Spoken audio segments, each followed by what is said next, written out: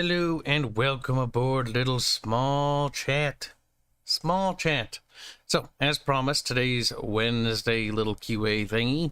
This will be sort of an experiment because I'm not sure what's the most appropriate time. A part of me thinks actually 4 p.m. is better than like 11 or 10 period because it seems like that's when activity goes up. So we might do a second one if this one isn't particularly satisfactory. Not a big deal. Not a big deal.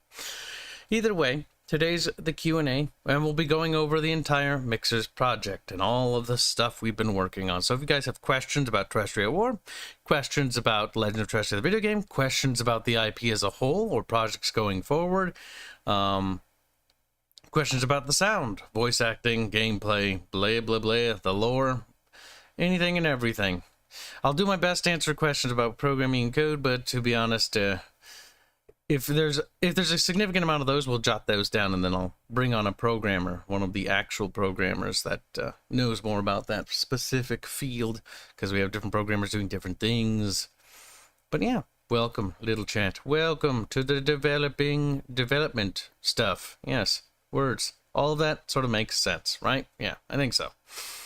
So, this is a good day. A good day to talk about Battle Damage Studios. So we're going to firstly discuss what is Battle Damage Studios and what is the idea behind the company. So, Battle Damage Studios is a limited liability corporation that doesn't have a lot to do. It's just sort of like an umbrella we work under. Only one person's actually employed, and it's me. But hopefully one day we'll be able to transition a lot of the contracting or contractors to employees.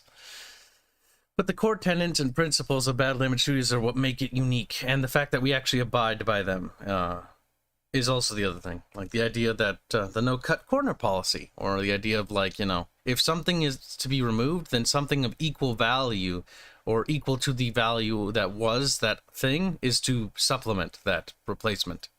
For instance, things like, well, a great example of this was actually the naval combat system, which, as it stands for now, has been temporarily put a pin into. It might end up being cut. It might end up not making the final cut. Honestly, I'll be honest with you, I have low expectations for the naval combat system because there's really no need to develop it because, like, the game has a large seafaring focus, ironically, but not as long as you'd think. And so it's one of those things where it's like, does it really justify its existence? Like, I can do like boarding combat by using the regular tactical combat stuff, but if it doesn't really justify its own existence, and there's actually a system that's way more valuable, like the warfare mode, which actually justifies its existence because it allows us to explore another character in the game, and we can have multiple story arcs running with that, then that actually adds more value to the game, then that's much better. And it added a ability for us to look into another character, one whose story actually was very important in the game, but was sort of summed up by, like, he was doing stuff in the background. There would be like these lore sequences in the old design docs, which was adequate, but not perfect, you know? And so giving him actual gameplay value in the not just narrative value was actually the core focus, because I want to tether narrative to gameplay as much as possible, so that most of the narrative sequences are backed up by some sort of gameplay gains, so that there's actually something to play, you know, because it is a video game, after all. While the world we built is steeped in massive, boundless, endless, ceaseless depths. I don't even know what the words I'm looking for. And it goes on that there's so much lore that I doubt, like, the subtle nuances will be picked up on a single pass through. But hopefully people will notice them. It's the little things that always build for soul, in my opinion, and I've always said that. But yeah, we'll see how that boils out.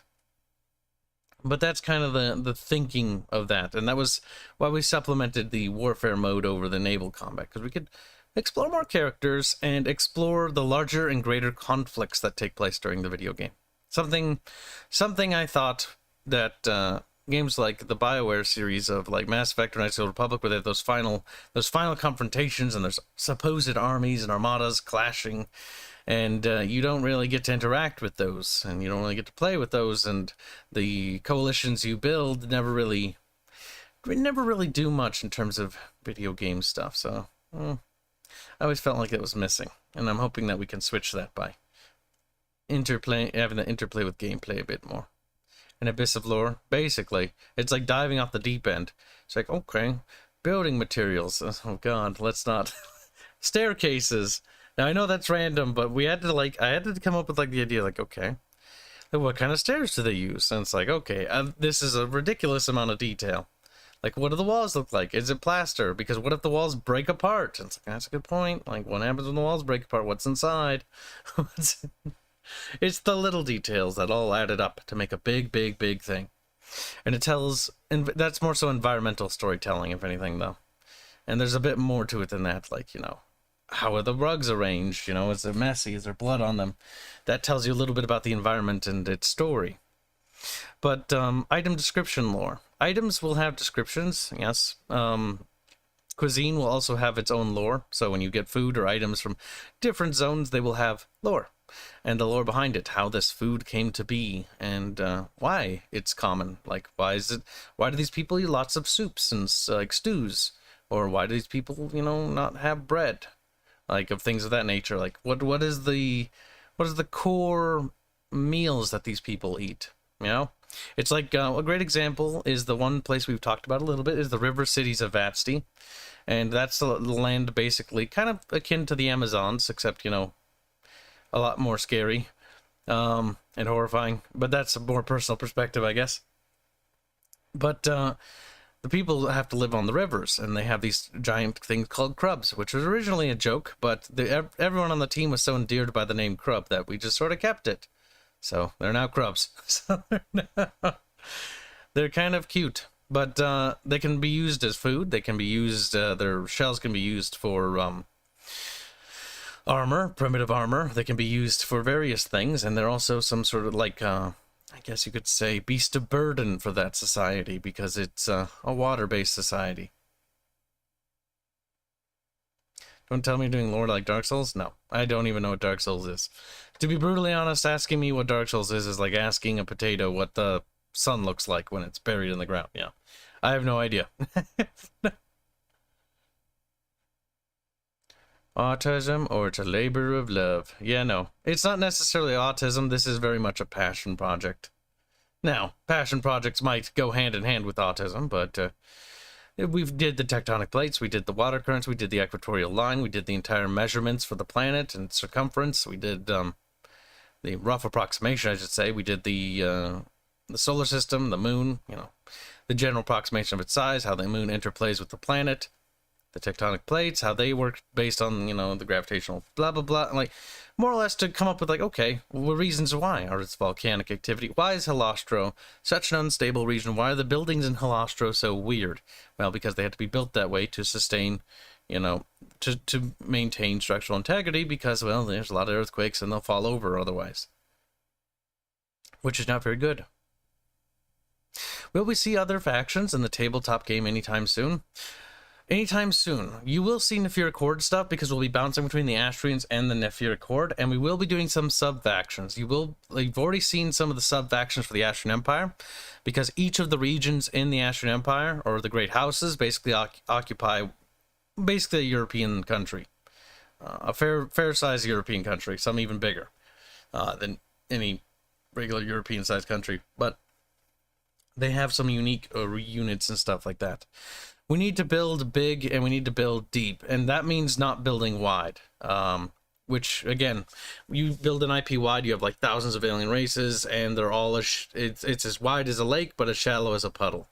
That's not good. We need to build deep first. So we're going to focus on those two factions. Once those factions are fleshed out, the plan is, as long as donos and support continues to come in, that I will continue to build them.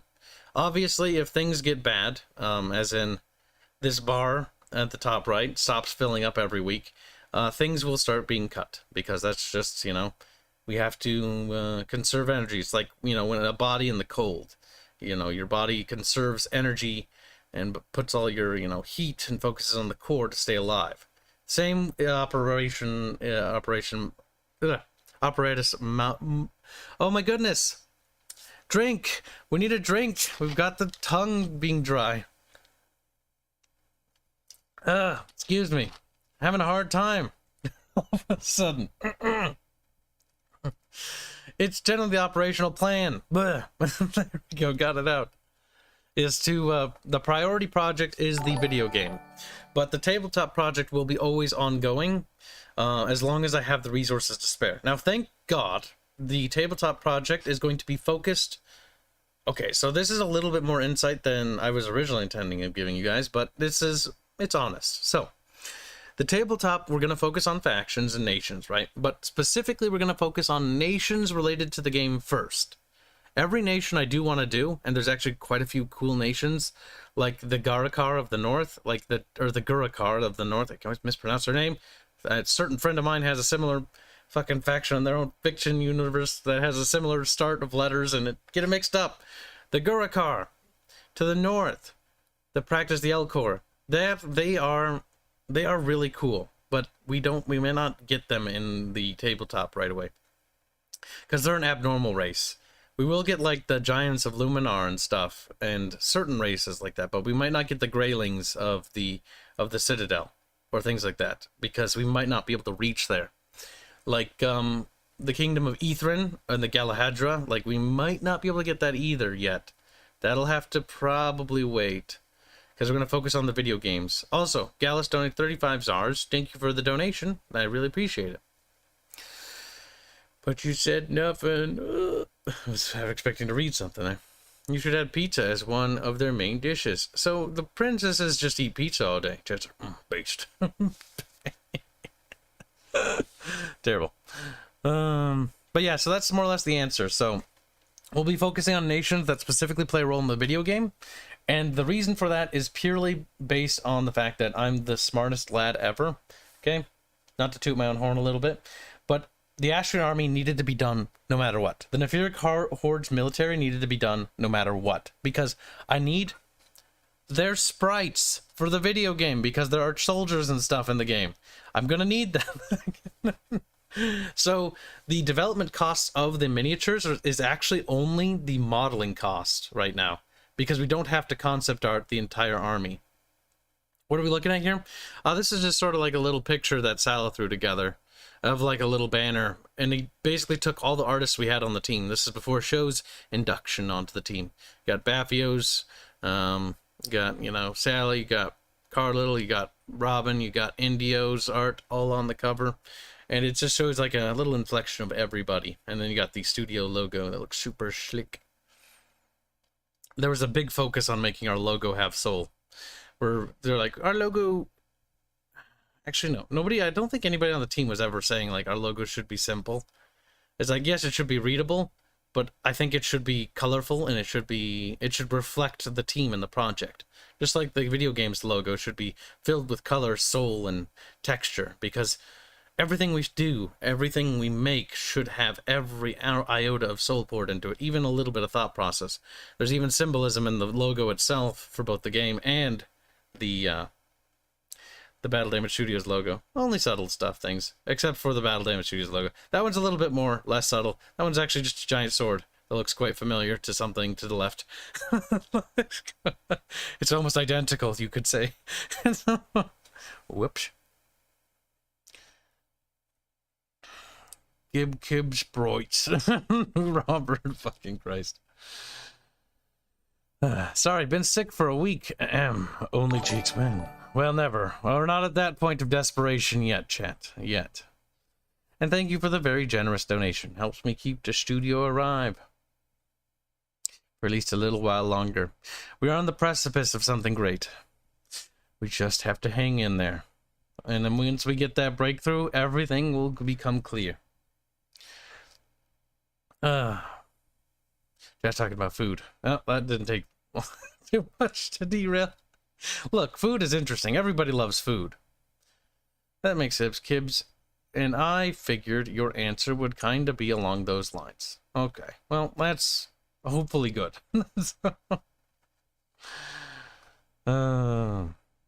All right, here's an important question that you can definitely answer. When does the game come out?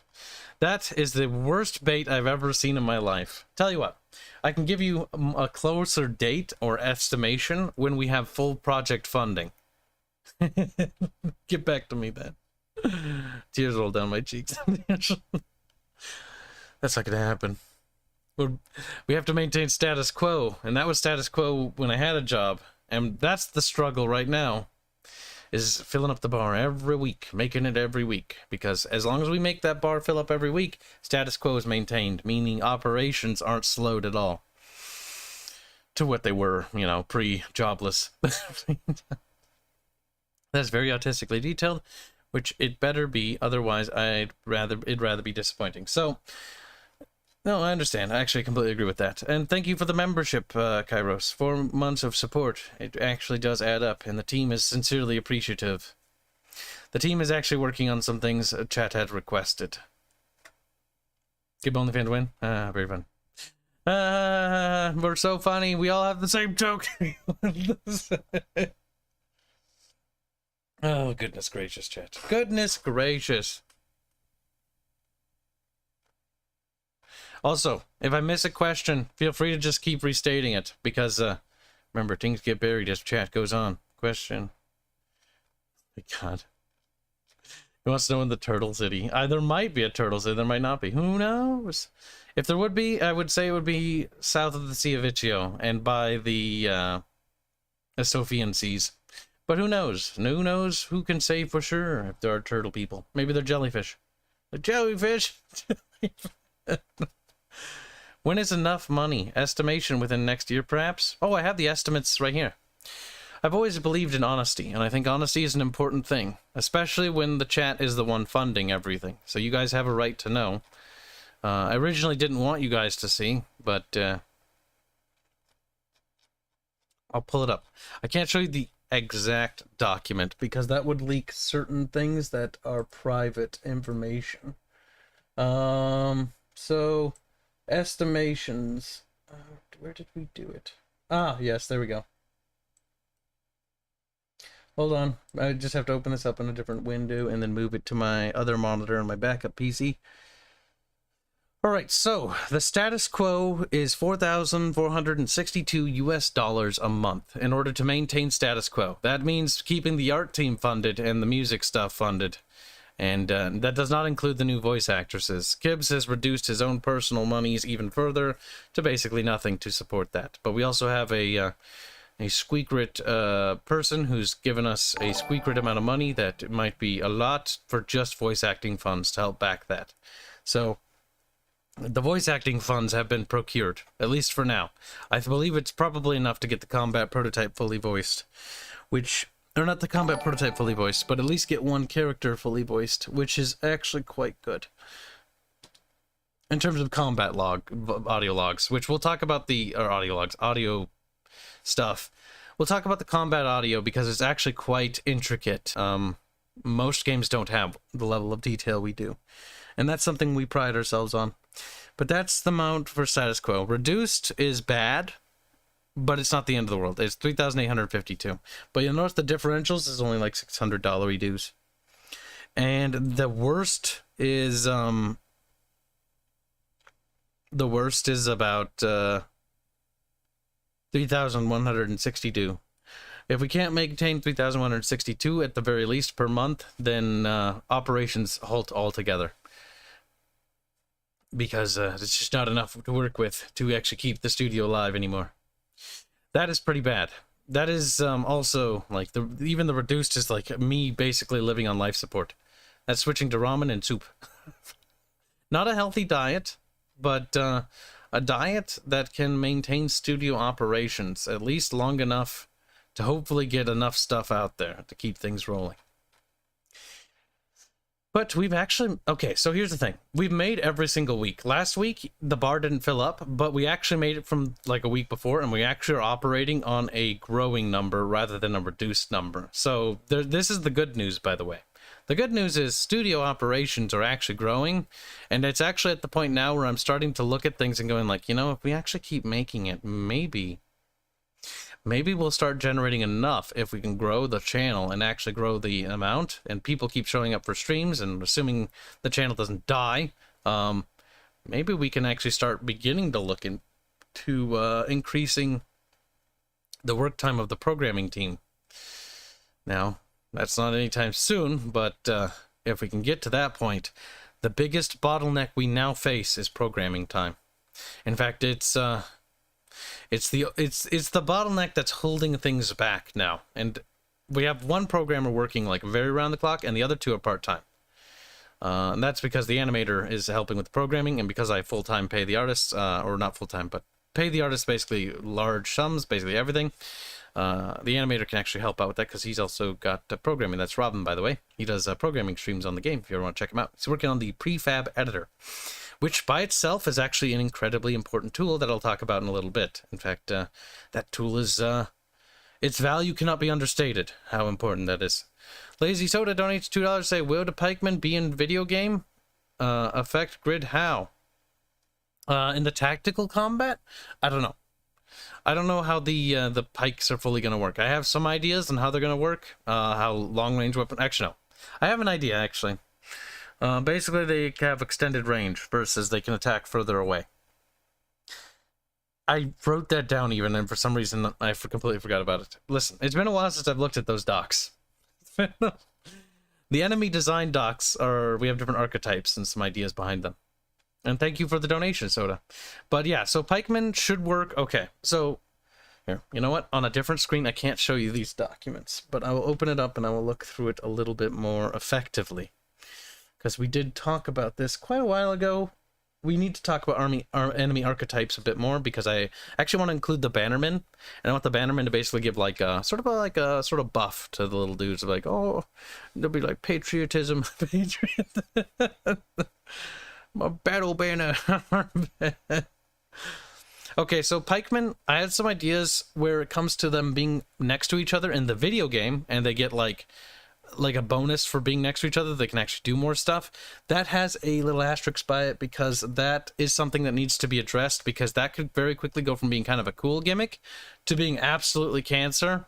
So that's down to testing, whether we keep that or not. But pikes should, and certain long-range weapons, like certain staffs or spears, will have different unique utility functions where they can attack at distance. Versus like characters with swords or short weapons, or like Rhea with her sword, which is not quite a two-handed sword, not quite long enough for that. It's fairly short by comparison. It's more ceremonious, if anything. Can't really reach that far. But yeah. The next donation from Cairo says $2. Say, I love frogs. Will there be frogs in the game? I mean, environmentally speaking, yes, because they'll be hopping around. There'll be little bugs, and they're not. Maybe, I don't know about bugs. The bugs look like a pixel. It might be big bugs, but you know, frogs hopping around. Yeah, probably. I mean, we have birds. We have some chickens even. They peck around and they walk around retarded. There will be different animals, environmentals, like birds flying around, birds landing and stuff, and reacting. Basic bitch stuff that you've seen in fucking, even the Mario games, where the fish swim away from you. Like, that's been discussed. If you walk in the water, like, they should scoot away. But, they're scared. The fish appear as, like, little shades on the water effect, I guess, is what I'm trying to say. Thank you for the donation. Yoruzuki has been a member for a very long time. 22 months. Like a true Chad. You're about to receive your Aerith very soon. He says, YouTube lets me upgrade my member status, but it won't let me super chat for some reason. Okay. Looking forward to jarring more girls. What? To jar? Oh, okay. So let out more.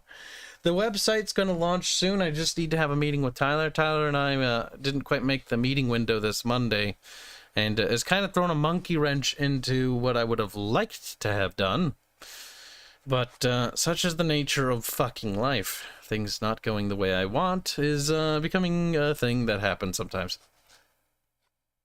Welcome to management. Mm-hmm. Also, remember, if you ask questions and they're not super, just ask them again, because supers bury them. I have to read through the supers. Understand, chat, that this is where the bread comes from. Your sacrifice is champion vain, says Gallus. Be in vain, boss. However, you won't be young forever. Your time to create a viable Only Cheeks account is running out. Get it to it. You're very funny. I bet you're so funny that you think you're a comedian, don't you? He's like, yeah. Uh-huh. Very, very confident. Now, let's scroll up and see if we missed some stuff. People saying hello to each other. Very, very nice. When is enough money? Estimation within next year, perhaps? I mean, if we're to believe grow... Okay, so here's the problem with money. Financially speaking, inflation's a problem. Inflation is actually fucking me over because US money is having less value when it comes to commissioning other artists. And I'm not gonna fucking make it like, oh, art boys, I know that that money is enough to get by, but here's the same amount, and so now start starving. So we're upping the costs on commissions of some things, especially if it starts to affect like quality of life for the art team. So this has come at a great cost to me, and it forcing me to push myself harder. But we have to keep, like, everyone has to remain relatively, you know, upbeat. And keeping people well paid is about keeping them upbeat. People can't be paid half, you know, people can't be getting less money, or so to speak, per commission, because it ruins motivation. I expect their best, and in order for me to get their best, I must pay for their best. So that is the whole capitalism route that we have gone with, and I think pretty much everybody has, as far as I know. Technically, the programmers have gone the commune path. I'm sorry, that was funny. But you know what I mean. And thank you for the support. Next one says, Green Branch has been a member for 9 months, says, what is the game play going to be like? Final Fantasy Tactics or Fire Emblem or more RTS? No, definitely not RTS. That's real-time strategy. That's a very different style game. This is a turn-based tactics game. It's going to be similar to Fire Emblem and Fantasy Tactics, because I have watched gameplay footage of those games, but it's not really like those games. And to compare it to those games and say it's going to be like those games would actually, I think, be a disservice to our game, because I find those games very simplistic, and our game is actually very, very complicated by comparison. I don't even know where to begin when we want to talk about complications and the difference between our RPG and others. So let's focus on the question instead. The gameplay is going to be sort of like, let's think. So we were very influenced by BioWare. I like Knights of the Old Republic a lot and like Mass Effect, but that's not really like the game. Like there's similar aspects that you'll notice that are inspired by it, but it's actually like more similar to like Western tactics games. I guess would be more like Fallout Tactics or something of that nature, but not quite. Like that's also not an appropriate description. Like imagine Fallout Tactics or Fallout and then XCOM kinda. And that's kind of similar.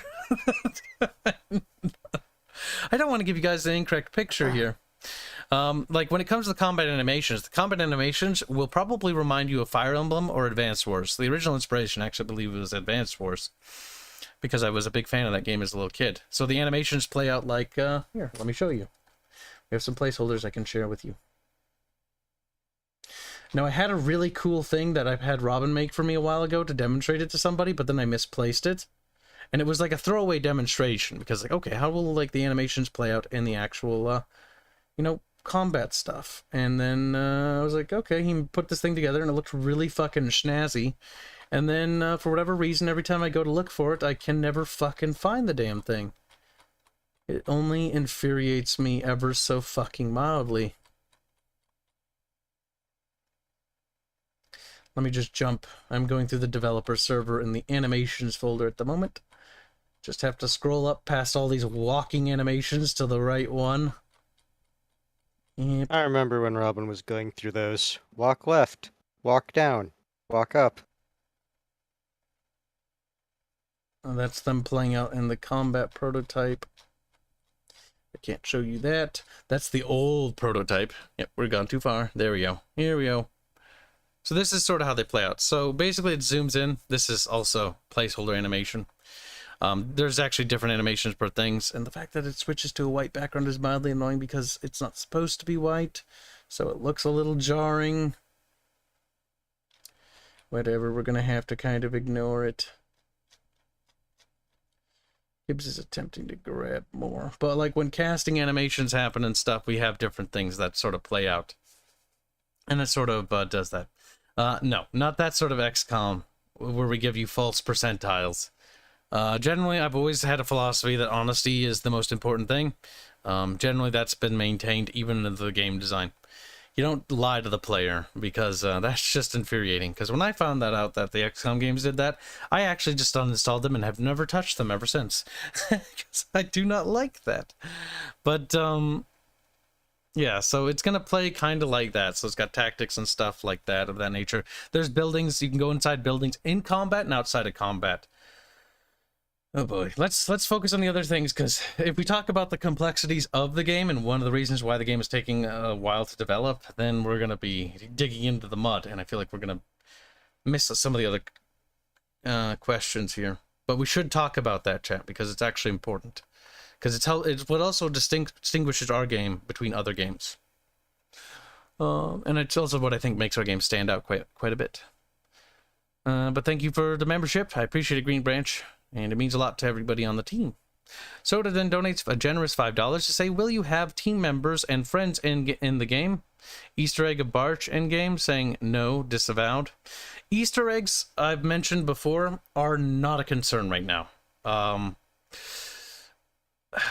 will try to answer that question, but I'm gonna focus on like what we're doing. Like, I am not really thinking about Easter eggs, to be honest with you. Like, we joke on the team occasionally, like, we'll do that as an Easter egg, or that'll be like an achievement or something stupid. But that's more like just banter and playful banter in the dev studio. There's no real focus on actually making Easter eggs right now, because there's no real reason to. Like, if you find something in the code and there's a picture of a dude with a stick, and he's looking at you aggressively and trying to hit you with this stick, and he's wearing a basket on his head, that's me. I don't know if Tyler removed that from the code, but that was the original placeholder for the enemy spearman. Listen, we had to get something, okay? That's before we had an art team. And so it was just a PNG. And so we made like random PNGs. I believe most of that was lost in the, when we lost the, I know most of them were lost, but I believe that was actually still there, because I think I saw that not too long ago. A few months ago, Tyler showed it to me, and I'm like, Tyler, I want that out of the game before it's released. But yes, little Easter eggs are something I do want to do, but I'm going to do them when it's appropriate to do them. The closest thing you're going to see Easter eggs in the game is voice lines. That's the closest thing you'll see. Mostly because when we're having the voice actresses do the voice lines for the characters in the combat build, I'm not sure if they will make it. I think they might make it into the combat build. It really depends on how many. You'll see what I mean when they get in. But it'll take a while. There's like 170 plus combat lines right now. Now, most of them is like gasp 1, small gasp 2, big gasp 1, big gasp 2, small moan 1, small moan 2. From being struck by weapons. And so, you know, most of it's like, they're technically voice lines, they're just very you know, simple. Don't tell us about the Easter egg, says Kairos. I'm not going to. It's one of those things that I want to put stuff in, but I can't put in. That's why I mentioned the whole like spear thing, because that shouldn't be in the game, and if it is, Tyler will be lynched after the development project is completed. Will you be able to enslave enemies? No. That's one of those things that just doesn't really make sense. You'll be playing the role of characters. Like, there's no character creator. This is, so this is important because I didn't know people would actually have problems with this, but apparently there are some people that aren't a big fan of this, so I'll mention it so that you guys, you know, honesty is important. So somebody a while ago, not going to name names because I don't want to put pressure on them, a subscriber of ours, was actually very much not happy about the fact that you played female characters. And I was like, oh, okay. Like, well, if that's, like, if that is something that does bother you, you probably won't like this game. Because you take on the role, there's no character creator. We have pre-script characters that we make, and you switch perspectives, sort of like StarCraft, if you want to think of it that way. And that the reason why I wanted to pre-script them is because it made the story stronger and it made the decisions better. Before, we used to have it so that there was like this random character creator thing that we're gonna make, and or not random character creator. It was like a character creator, and it was gonna be kind of like Fallout, and some of the dialogue would be affected based on your choices.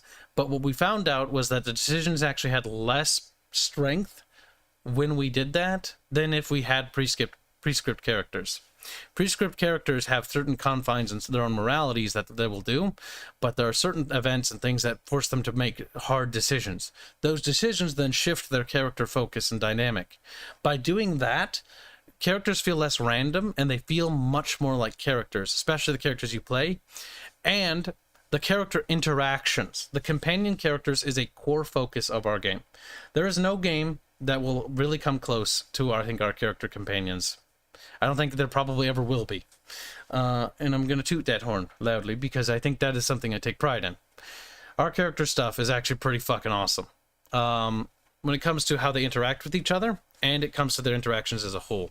Pre-scripted characters, when it comes to like Rhea interacting with her sister Aya or Nezra, the dynamic there is so much stronger between those characters and their relationships and everything else than it otherwise would be. Same goes for male characters, same goes for like all the other characters. And yes, you'll play male characters too in case that bothers somebody. You'll be switching perspectives because Rhea is one of the core characters and you'll be playing as her perspective, I'm not going to lie to you. But there are also male characters, and thanks to the Warfare mode, there's new male characters that will actually be given proper limelight, because I felt like it was a huge disservice that they didn't actually take a much larger role in the story, considering their contributions are, well, they're worth noting. Maybe even worth playing. Wink, wink. She's like, you already said that you play them. I was like, whatever. Yeah, fuck women, am I right? Damn chat. Robert, no. Can you upgrade weapons and equipment? The upgrade and progressional system. So, when it comes to weapon and gear, you will have gear in the game, and you will be able to customize that gear. But here's one of the sad things, chat. So, the animation budget is astronomical. This right here, we can only afford to animate it. We can only, like, I do want, there will be different versions of her. In the beginning of the game, this is what she looks like, but as the course of the game changes, so too does she. And not only her personality changes, and the personalities of all the characters, they grow and experience things, you know, as you'd fucking expect. Nothing out of the ordinary there. But so too does their attire as they take on the roles of, you know, whatever classifications they take. I don't want to go too much further than that, really. But you know what I mean? Like, things will change. But we can't, the reason why we can't have, like, oh, you put on, like, a different, she's wearing, like, let's say she's wearing, like, oh my goodness. I forgot what that is. It's like a vest you wear. Like, it's... We have concept art of her wearing it. Oh. Like a poncho or not what? Not a poncho. Armor. It's like a thing that you wear. Oh my god. It's got like plates interlaced into it. Names are difficult for Kib. Which is funny because he does lore. Oh, I think no, another Benzie. thing you're talking about, but I also forget the name. Motherfucking Christ. It starts with a B, I think. Chat. God help me. I don't remember what it is. No! No! Hold on, what is this? Okay, I'm just informing the people that we were streaming Total War Warhammer 3 today that the Q&A is taking precedence, and it's okay because one of the people that's going to be on the stream has a meeting they have to attend, so not a big deal. It actually coincides. A Caress, Gambison, thank you. It's Gambison. Caress is actually cool too. I think Aya, we have concept art of her wearing a Caress. If I remember right. Now people are guessing Brigandine. I believe it's Gambison. Let's see if I can find the art.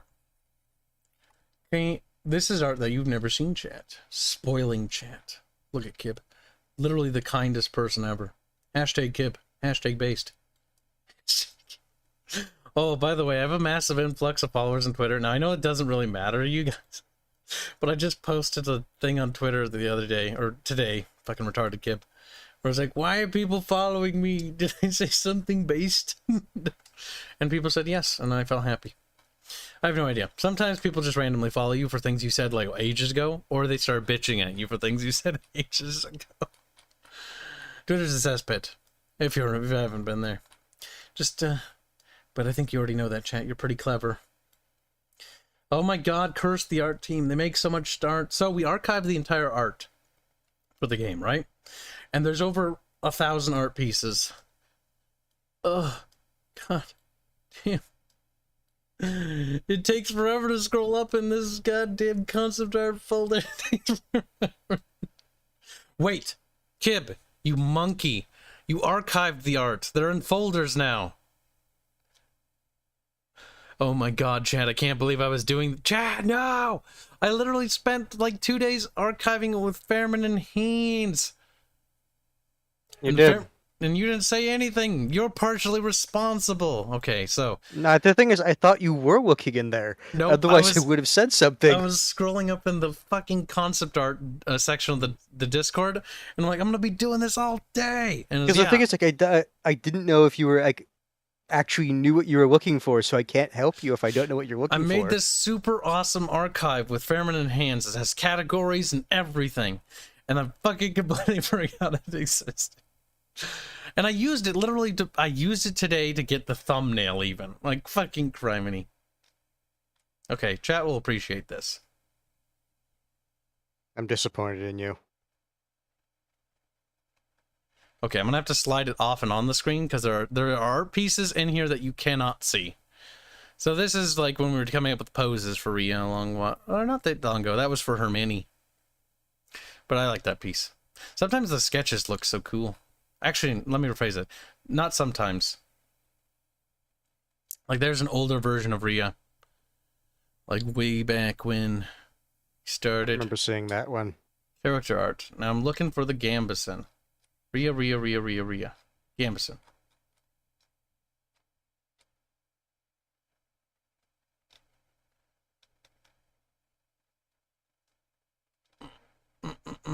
See, there's folders, but then I forget how much art there actually is.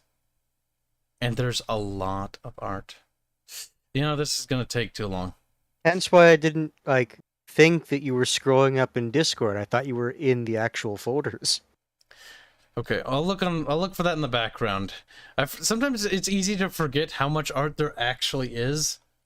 It's like, yeah, there's like a lot of art, but we put it in folders, and then you look in the folders like, yep, these things are still huge. We reduced their size, though. That's one thing for certain, chat. I'm not going to pull up that picture because that'll make Indio excited if he's watching. We do not want that.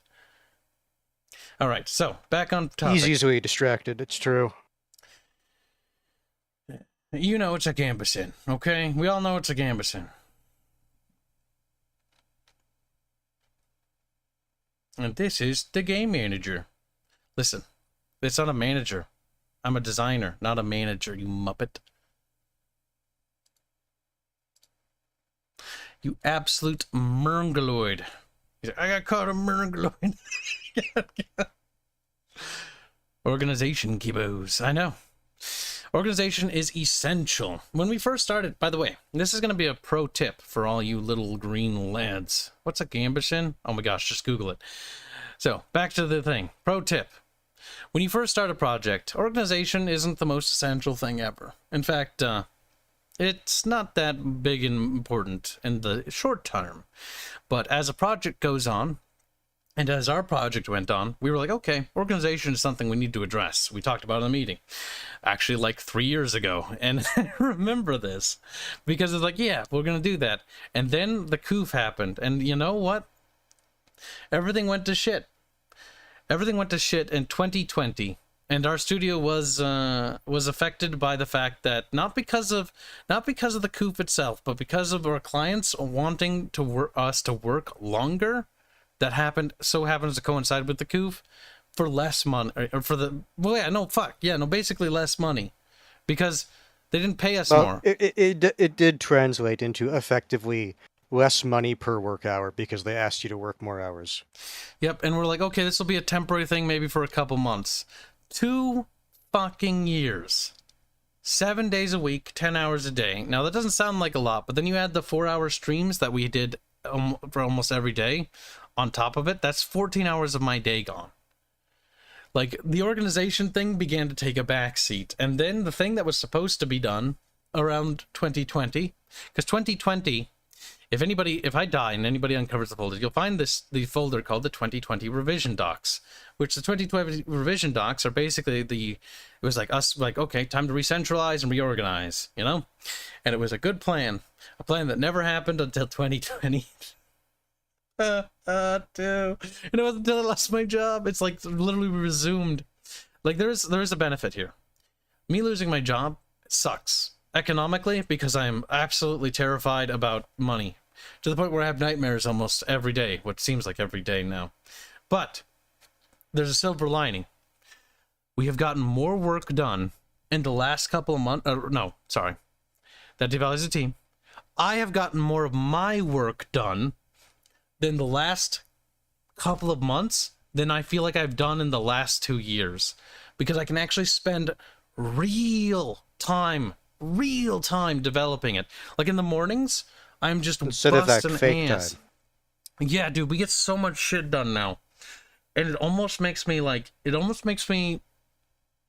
wish, no, like, we needed that job, but it almost makes me wish I had more, you know?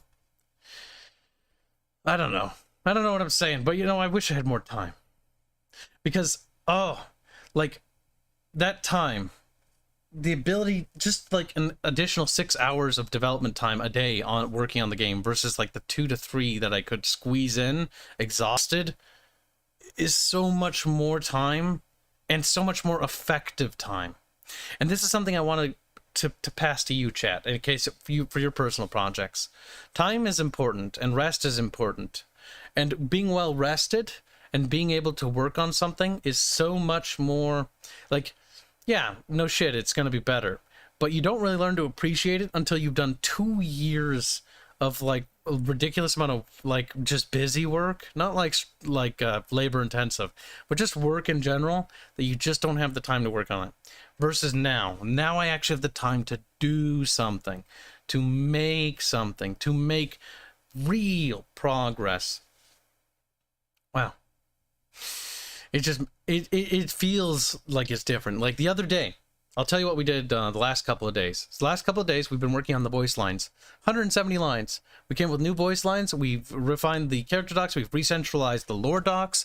The religion has been re-centralized to a new document and part of the centralization plan that was implemented or planned to be implemented in 2020. I've done that. I've re-fucking organized the timeline docs. I've I've fucking got the language docs finally under construction. Finally under construction. Oh my goodness. It's just nice. Oh my goodness, this name is going to be hard for me. You know what? It's going to be Greg. Your name is Grego. Grego now. Grego, I can't pronounce that. This reminds me of a meme that I saw on the server the other day, and it was, yes, I'm Polish, how could you tell? And then you look at this name tag, it's like, yeah. Yeah, pretty much. Grego says, when will your website be ready, be launch ready? Launch ready, or I assume it's launch ready. You accidentally did say lunch, I believe, which is why he has it in quotations. Did I? Oh, okay. I didn't understand. I was like, what? Why do you quote lunch? Launch ready. It will be, I mean, technically speaking, it's ready to go. When I last talked to my programmers, basically right now. Like, if I basically gave the word to Tyler, like, we could publish it. But there are some finite details I want to put on the website that I want to bring over. So let's talk about the website real quick. The website right now doesn't have its forum function yet, doesn't have its lore function yet. Those are to be slated to be done later, but it has its store function finished. It has its announcements and news updates section finished, and it has a few other things finished. There's some more polish that needs to be there. And when you do guys get access to the website, you know, start reporting things into the hashtag Legends of Treachery things. If you see anything that's weird or out of place, just let us know. Like, we caught one issue where the PNGs for the the models themselves. They are different sizes and height, and the problem with that is it actually makes the page look weird, so we're recropping them to fix that. What's the other thing that needs to be tweaked? I kind of want to wait because Bathios and Kel are putting together these 3D mini rotating thingies, so you can actually see the miniatures and they rotate, so you can get a full 360 degree. I want that to be in. So I want to probably gonna have to wait till that's in. We could probably do a soft launch where we just launch it and tell people on the Discord server and be like, hey, just check it out, you know, beforehand.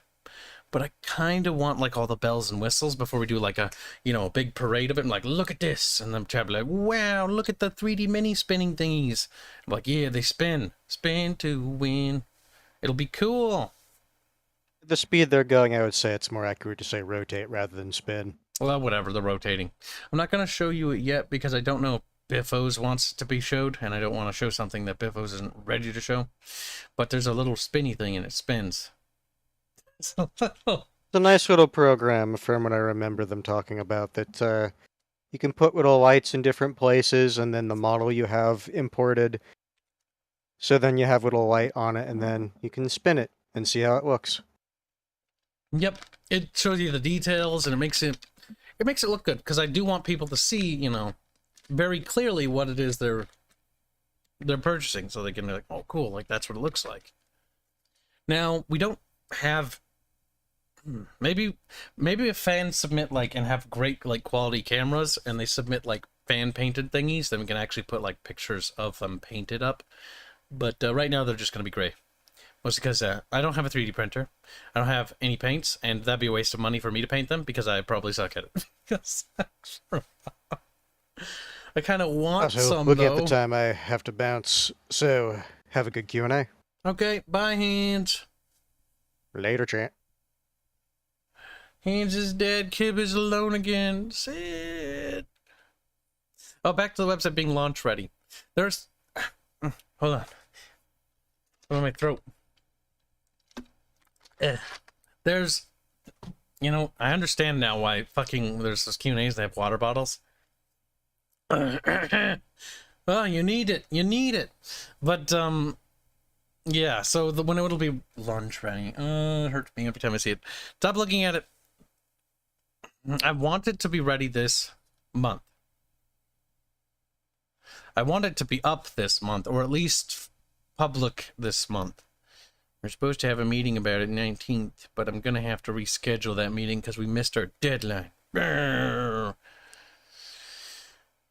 Wow, Neon, wow. On that. What faction uses matchlocks more than any other? More than any other? That's a very specific question. I will tell you a faction. I'm not going to tell you which ones use more because I can't do that. That's too much of an answer. But I'll tell you one faction that uses gunpowder in a fun way. They have wagons, and they ride around with these little cannon wagons, and they basically drive them around like sort of like proto-primitive tanks, and they use cannons on them. This is the Confederacy of Baster. They fight giants that loom in the south regions of Avagaria and the plain regions, and these giants eat peoples and all animals and stuff, and are quite dangerous. And so they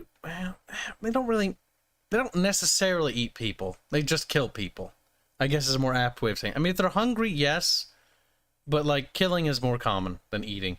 But they actually ride around these little wagon things with cannons, and they use them, and their forts are actually quite interesting too. They have a love for black powder. This has to do with the fact that they generally don't want to get close to the big giant enemies. They want to keep them at distance. And so their cities are built a bit different than your average city. Their walls are different, and their defensive and military doctrines are unique. I have once mentioned that they kind of remind me of Texas, and ever since then, several people have sworn them as their favorite faction, despite us only having like a single piece of concept art for them. But that is one nation that plays with black powder in a fun and interesting way, is the Confederacy of Baster. I bet they have good grills. I hope so. But either way, food aside.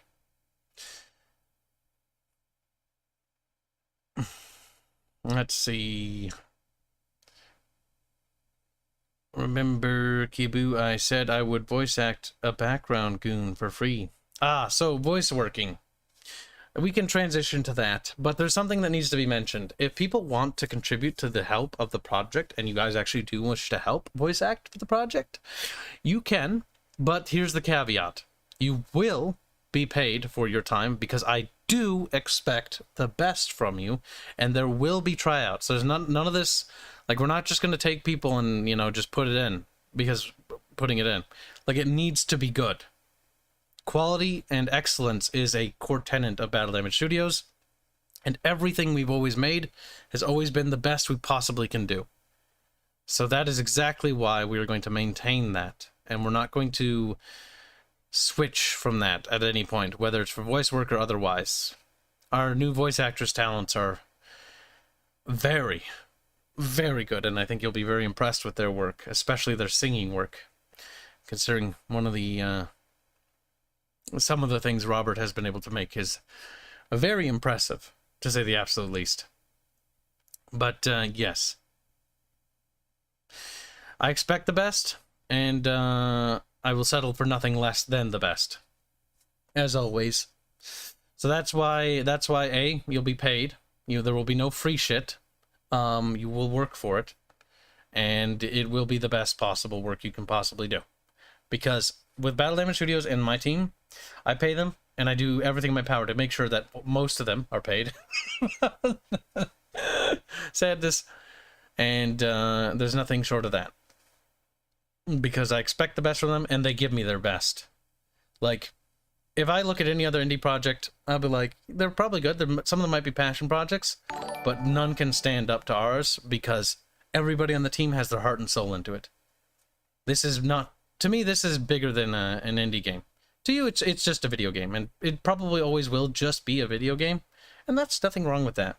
But to me, this is a passion project. I care deeply about this one. You know? Any other project is just a side gig for money. This is the one with heart and soul. Everything else is just a means to an end. Shaq donates 100 Securos to say, who is the brunette mommy character with the black hair over one eye in the background? That is Harris. She is a character from the Legend of Kanar period, which is a backlore piece that I intend to do a lore video series on, which sort of explains the foundations of how the Astrian Republic came to a withering and very quick end. It also explains the rise of the Kingdom era, where the 13 kings of Astria ruled, well, you know, in lines of succession, of course, but the 13 kings of Astria, and then eventually the transition to the Empire, when they had to restructure their kingdom because it was so big that it had to become an empire because they needed large governors and the other things and other issues that they had. But I can't get into that too much. That more so has to do with the Astro Dominion Wars. Oh my god, my throat. The Astro Dominion Wars are basically, imagine World War I and II, but in Terrestria. They are massive wars. Did the Holocaust happen in Terrestria? No. Oh, fuck, I pressed the wrong button. I closed my picture. Open it again. Silly Kib. I mean, I don't really need this up, but I feel like just a background image is nice, because it makes me just sort of think about the project as a whole. This image, at least, because I just sort of think about everything. Make sure to tip their diversity officer. Funny. Lazy Soda donates a generous $2. Say, good. Want to avoid Hunt the Freeman audio. Hunt the what? The Freeman? Why does this sound painfully familiar? Familiar? My goodness. Why do I sound drunk when I talk sometimes? Jesus Christ. Painfully familiar. Hunt the Freeman. Wait a minute. No.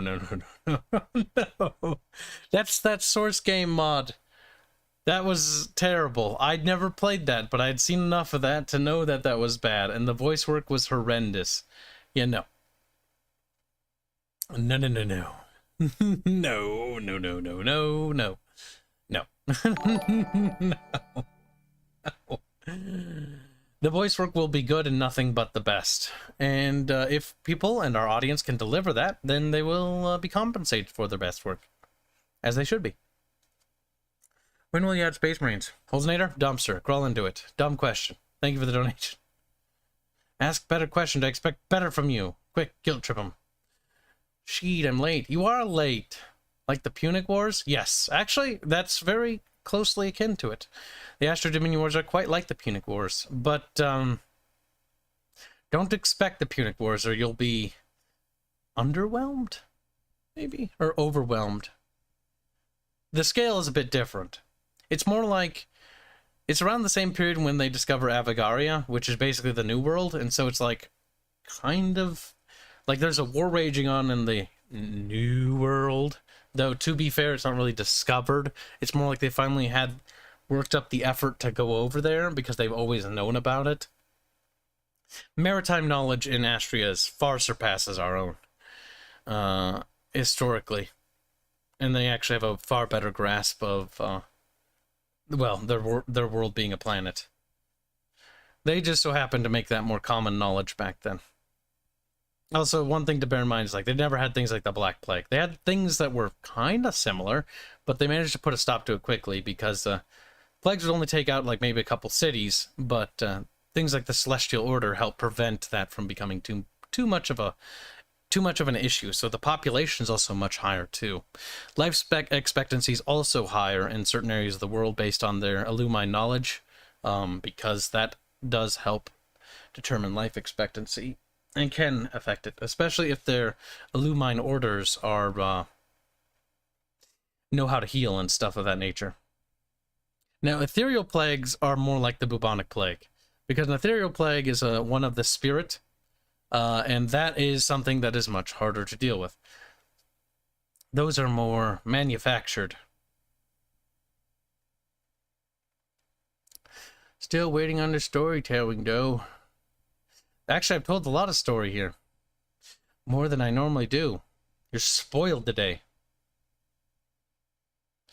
You're not talking about the storytelling. You're talking about the story showing. Regular quit being pedantic, you know what I mean?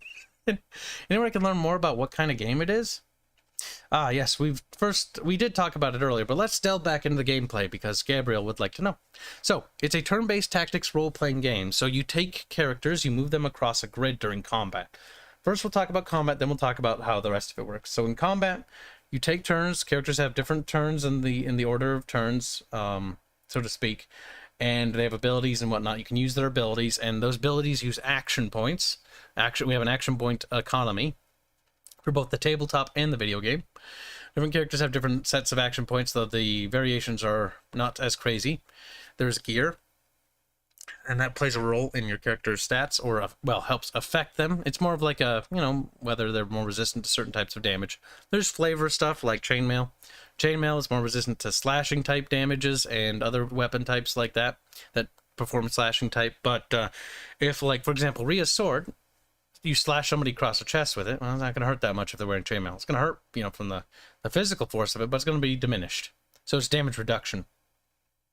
But if you use the weapon differently, you can produce different types of damage. If you stab with a short sword, that will push the chain links apart as it pierces through.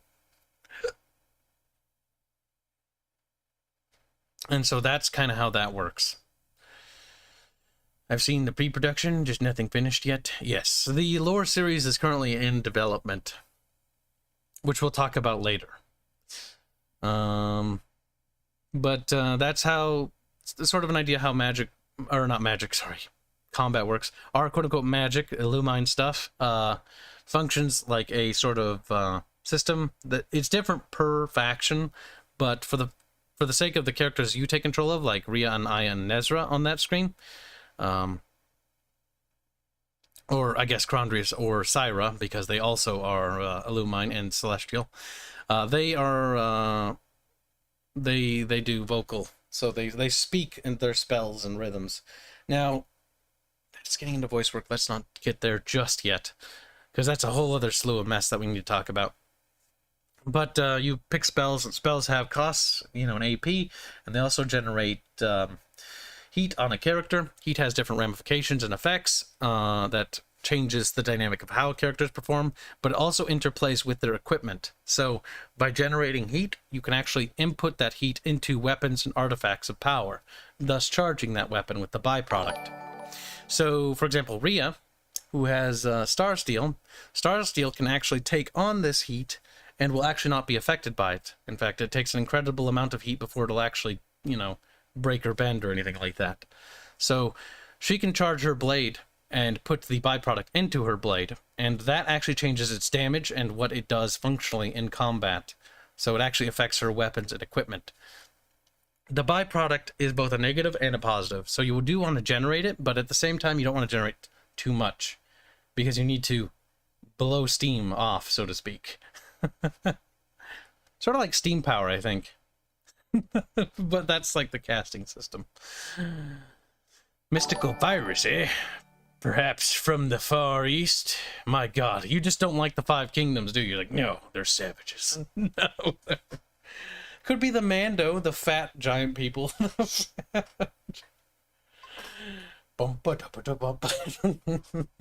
Sword hot. Sword. Yes, sword very hot. Sword glowy hot. Sword. That's funny.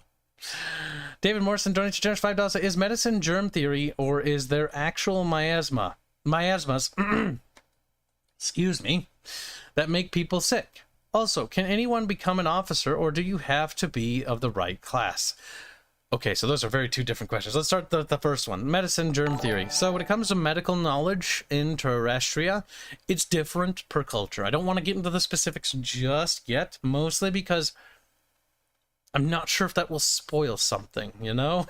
I gotta think about what I tell you. But certain cultures have better understandings of medical knowledge and treatment, as well as how to treat battlefield wounds. Like, for instance, the cleanliness of, you know, surgical materials. Because casters in this universe are extraordinarily rare. Rhea, Aya, and Nezra, Krondris, and Syra, there's 5 casters sprites right there. 5 of them. Okay? I'm not going to say if any of the other ones are, because I don't want you to know anything, you know? Details, wink. But, there are actually not that many of them. In all of Terrestria, oh no, sorry, excuse me. In all of the Astrian Empire, because this is relatively common knowledge, I'll tell you this much, there's about like 1,000 plus, maybe 2,000 or so casters in total in the Celestial Order. That's quite a bit. In fact, they're viewed as one of the more well-endowed caster societies, you know. They have a lot of them. And that's thanks to them, you know, going out of the way to breed more. Now, in other societies and kingdoms, sometimes there's just like 10. There's just not very many of them.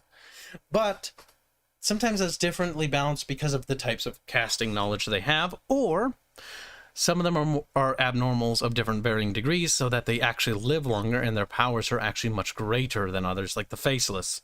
The Faceless are absurd. There's like 3 of them left or so, and that's relatively well known. They only worship them as gods, and they are abnormals. They are taller than the giants of Budama. They're fucking like small houses. Small, like 3-story houses, you know? That's small, right? They're retardedly tall, and they are retardedly powerful.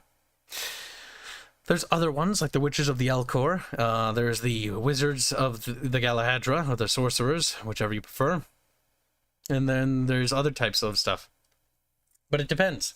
Some are more powerful. Like the Astrians, the old pagan Astrians of the Celestial Order, practiced the oracle ways. The oracles were always incredibly powerful. However, it came at a great cost. And we sort of got into that. That's more of like Kanar era stuff, which is Harris in the top left. Harris there has a Luminarian cloak, which sort of looks like little starlight inside it, which glows, and it's very pretty. That tells you a little bit about her character, by the way. Maybe too much. Wink, wink. Must rub the casters together. Basically, yes. But basically, no. By the way, don't inbreed. This is definitely common knowledge. It's definitely... You'll have problems. They're going to be an Aerith Easter egg? Probably, maybe, maybe not. I can't tell you that. There is in the concept art, because chat was on one of Robin's streams and asked for one. There's like a sprite, and it's a Discord emoji now, where Aerith was in a box and fat, because somebody asked Robin, like, hey, can you make Aerith in a box and fat? And then he's like, okay. And then he just... There's just a fat little Aerith in a box just sitting there and looks very, very assured of herself. Like, yeah.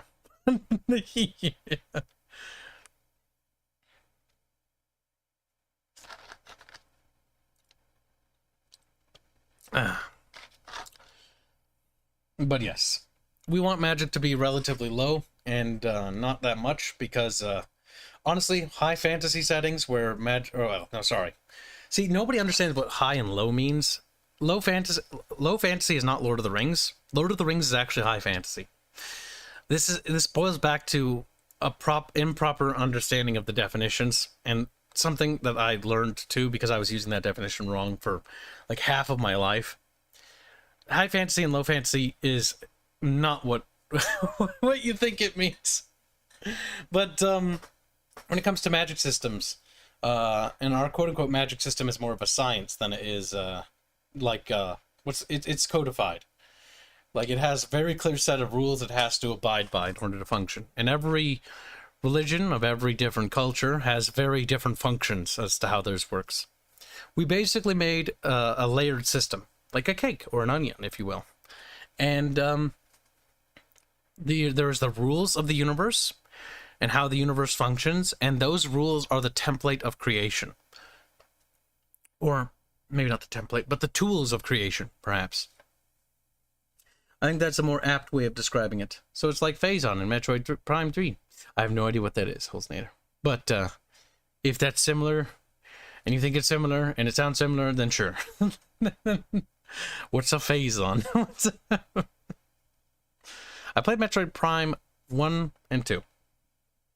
But I never played the third one. And those games terrified the shit out of me as a kid.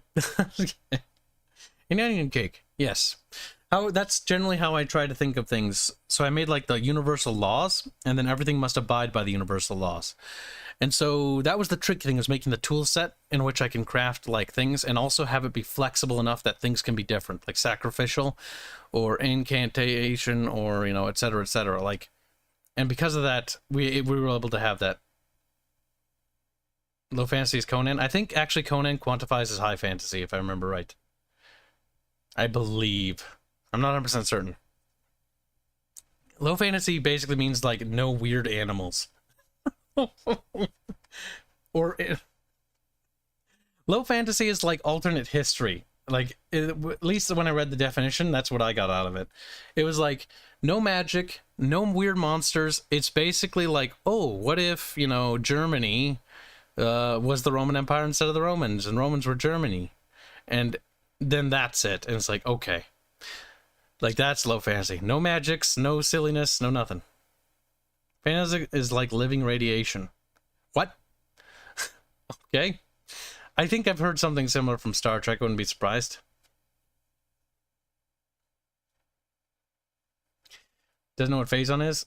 Listen, when I played Metroid Prime over at Magi, I'll be honest with you, I didn't read much of the dialogue, or the logs. In fact, I didn't read anything. I just sort of like messed around. Phazon is a word that I think about and it reminds me of something, but that's about it. Hard or soft magic system? We went for hard. Our magic system's rock hard, chat. Like, stiff, as all magic systems should be.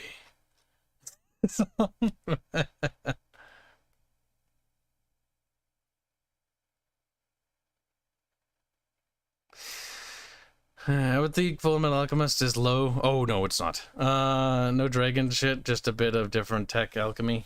Pretty sure it's high.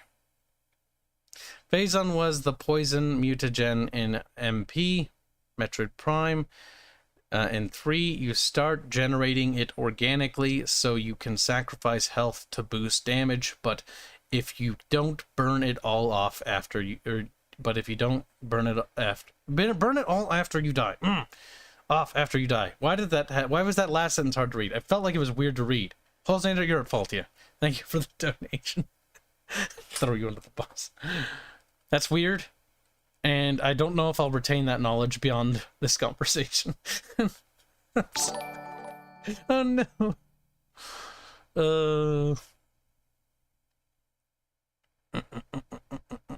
I prefer flaccid magic to CC. Damn, floppy.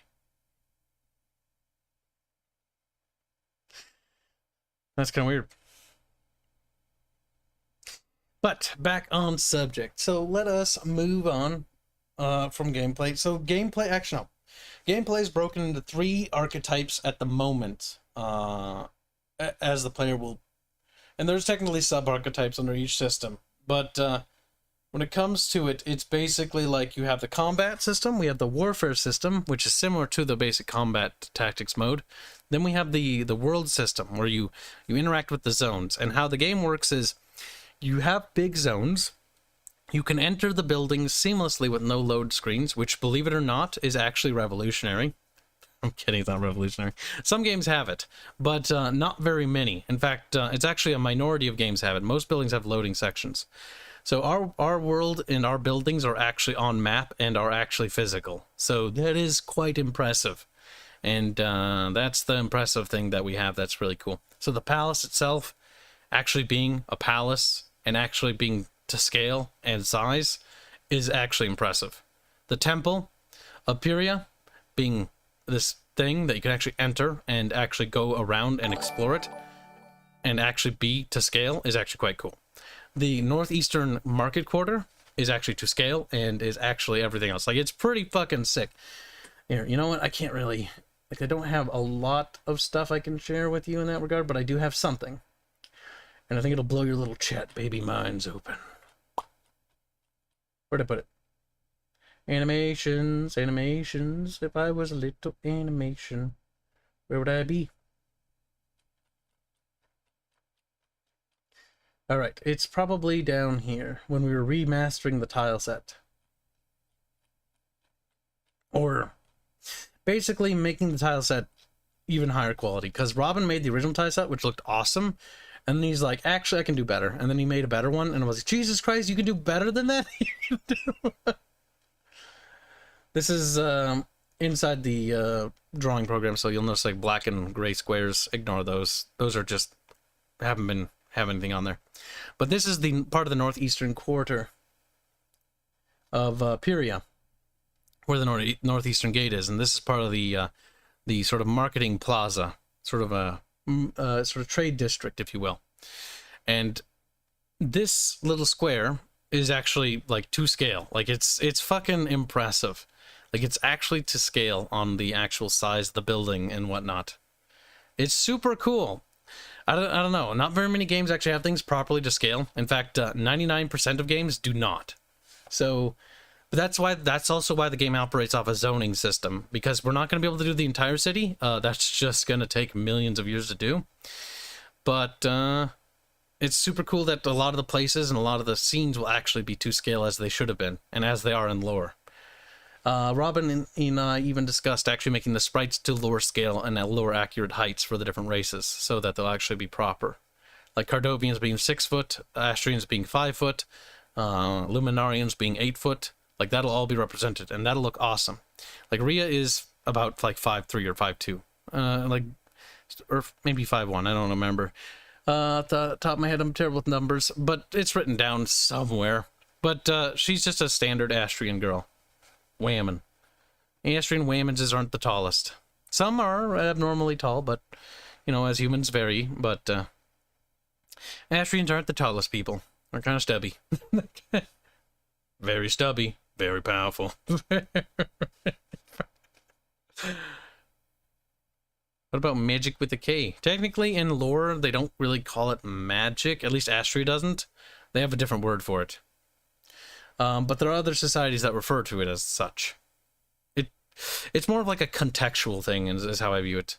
Magic is the idea of you don't understand how it works. The Astrians don't view it that way. The Astrians are like, no, we know, we understand. They have an entire order dedicated to understanding the principles behind it and the words of power. Or the words they believe to have power, at least. The invocations of things like, you know, saying Syra, and then like, you know, I'm going to use a Pig Latin word because I'm not going to leak the words we have right now, but like ignis, which is like Pig Latin, I think, for like ignition. And then you basically say the equation of the words for what you want. So you invoke the god, and the specific, that would invoke the archetype of spell. Then you invoke the actual words of power itself to conjure and shape the Illumine into what you want. That's how the Astrians work. Every culture is different. The Nifir have shamans, and their shamans actually sing. They sing, and they basically, the way they view it is like harmonize the melodies, and the melodies are what are the what form the power, so to speak. Different societies have different views. The Ashen Order, the idea of exchange, of sacrifice. They are sacrificial, but they're not like blood sacrifice or human sacrifice. They're more refined. They're basically an evolution of sacrificial, because sacrificial has different progression points. They basically bring fruits and foods and burn. They burn them into ash. And that is basically like gifting them to the heavens in exchange for their power. The greater the sacrifice of material, the greater the power they can conjure. Or is harnessed to them. You know, you can even use gold coins if you're a Ashen Order. They turn to ash. Big fucking frowny face, you know? You could do that. Big tragedy. The sorcerers have their own tongue, and it's different per society. Per society, per religion. Actually, no, society's incorrect, because there are different societies that practice the same faith. Like Celestial Singularity, they have people that just rant at people. Kind of mean, kind of rude, but it works. Ranting, raving priests.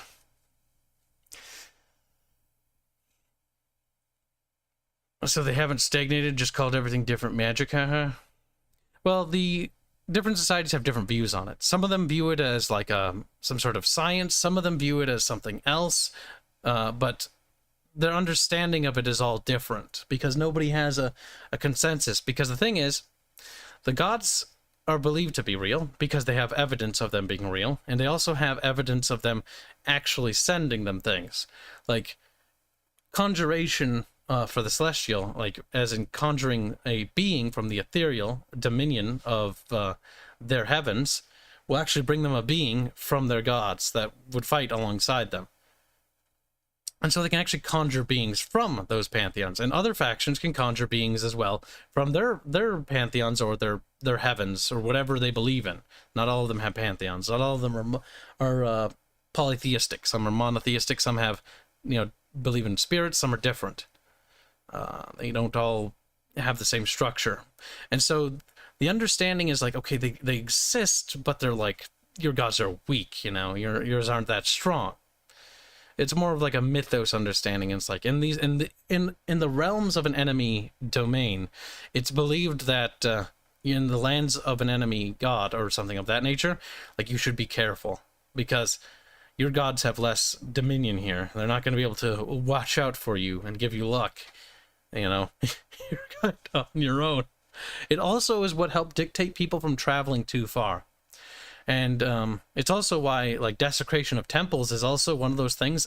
The desecration of a temple or an altar is basically considered the use of WMDs. And it's kind of like, while they don't have, like, conventions of war, generally most cultures don't desecrate each other's temples because they're like, no, let's not. Let's not. They'll erect their own temples in the region, and they'll try to spread their dominion stronger, so eventually that those other temples will be abandoned, discarded, forgotten, decayed, overgrown.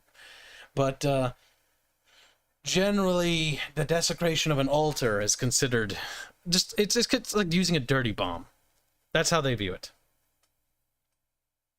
You didn't answer the officer question. I know, Morrison, I'm sorry. I try to answer them all, but there's so many. So David Morrison asked a question about officers. Can anyone become an officer? The simple answer is, depends on the society. For the Astrians specifically, yes, and a standard citizen can become an officer, and from an officer actually gain in station. Now, in the old days of the Astrian sort of like republic, which is about 1,000 years ago, that was kind of the case too, but it was more like, okay, who's your family? Because it was more like family related. Like, do like it was a bit more dynastic in that way, because it was more oligarchic, is how it worked. And the oligarchs sort of controlled everything in the Republic days. It was more, the Astrian Republic, late Republic, is more of like a giant oligarchy. Following Kanar's rise to power and him overthrowing the Republic and forming the First Kingdom, it sort of reverted back to the Republic days, and the oligarchs were sort of either rolled up into his new order or basically expelled if they didn't kowtow, so to speak, or pull their line. So that's kind of the idea there. But as time went on and the empire formed, it actually became a lot more fair to the people. In fact, the imperial era is actually considered like the golden age, because for the common citizen, they actually had a lot of rights and privileges versus many of the other kingdoms. Individuality is actually cherished in Astria to a great degree. And the ability of personal liberty is actually also championed, even among the gods, even though they adhere to, like, their emperor and stuff. But their emperor basically looks out for them. And that's generally the idea, is that they protect them. Because the idea of Kanar Vala is that, it's the idea of the idealistic monarch, the one that will actually look out for you. The bro that's got your back, so to speak. Like, he's got your back. And he'll make sure that the Senate will stay in line. Now, the Senate exists in the current date of 1022 AE, but is a dilapidated thing that just takes money at this point. It's a drain on society. And that has to do with the fact that their government has been evolving and devolving in different ways. Because at the time of the War of the Five Emperors, the various heirs to the throne needed to get power, and so they made promises to the governors and generals. After this conflict, would lead to the rise of the great houses, because these new governors and generals would be given basically territories and enough power to basically run them as sort of like their own little feudal kingdoms within the empire. So the empire operates under a theme system sort of gone wrong. If you're familiar with the theme system is for the late Roman Empire. And so some of them are more loyal than others, some of them are less autonomous than others, but they have basically standing legions, which is a bit of an issue. Because if you have a standing army, you can actually, have demands, and you don't have to make concessions to everything. Because before, the army was centralized under the Emperor and under the Celestial Order. Because the Emperor sat at the top, the Celestial Order underneath, and then the Senate, and the governors. The governors actually had to adhere to the Senate. But then it switched to the governors were above the Senate, and the Senate was basically useless.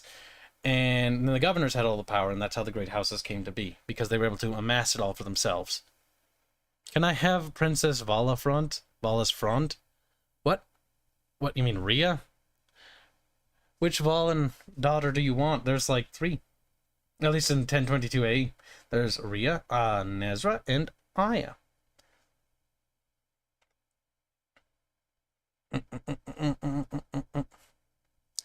But yeah, so I really like the political system and the evolution of the Astrian political system, because it's basically just a giant awesome thing that happens, and it gets really awesome, and personal liberties are actually valued quite greatly. It's why when people learn more about the Astrian Empire, they're like, oh, it's not really like Rome. It's like, no, not particularly. Like, it's similar. It has inspirations with Greeks and Ramonses, but also has inspiration from the Persians as well, because they kind of have satraps where they have so the Astrian Empire, it's at the height of its glory, had I think 3 or 4 other kingdoms under its dominion, because how it worked during the height and the zenith was that there was the Astrian Emperor, there was a Celestial Order, then there was the High Kings, and the High Kings ruled their own lands and were allowed to practice their own faith, but had to contribute to the defense of the empire because they were a part of the empire. And that's another period altogether. Like the kingdom of Aranor, Ithrin, and Solingir, and Rosalion, and I'm missing one, chat. Which one was it? I can't remember. Me brain forgets his chat. But they all basically had high kings. And they had their own religions. That's why the northern regions of the Astrian Empire, like Ithrin and stuff, northeastern sections, I should say, had their own faiths and still have their own temples, because they were allowed to practice their own faith. Because it was viewed that a dominion of the heavens could align with another dominion of the heavens, and so that even the ethereal planes, there is diplomacy. And by nations and mortal realms allying together, so too do the gods ally with each other. In some cases, certain nations, and the Astrian history, by the way, that were absorbed into the Astrian Empire, like the Kingdom of Bickering, they actually, some of their gods or spirits were actually absorbed into the pantheon itself, and they merged as a union. So it's not that necessarily like one has to destroy the other, it's that there's other routes available as well. I really like the idea of it because it feels like it's a 4X game. Like it's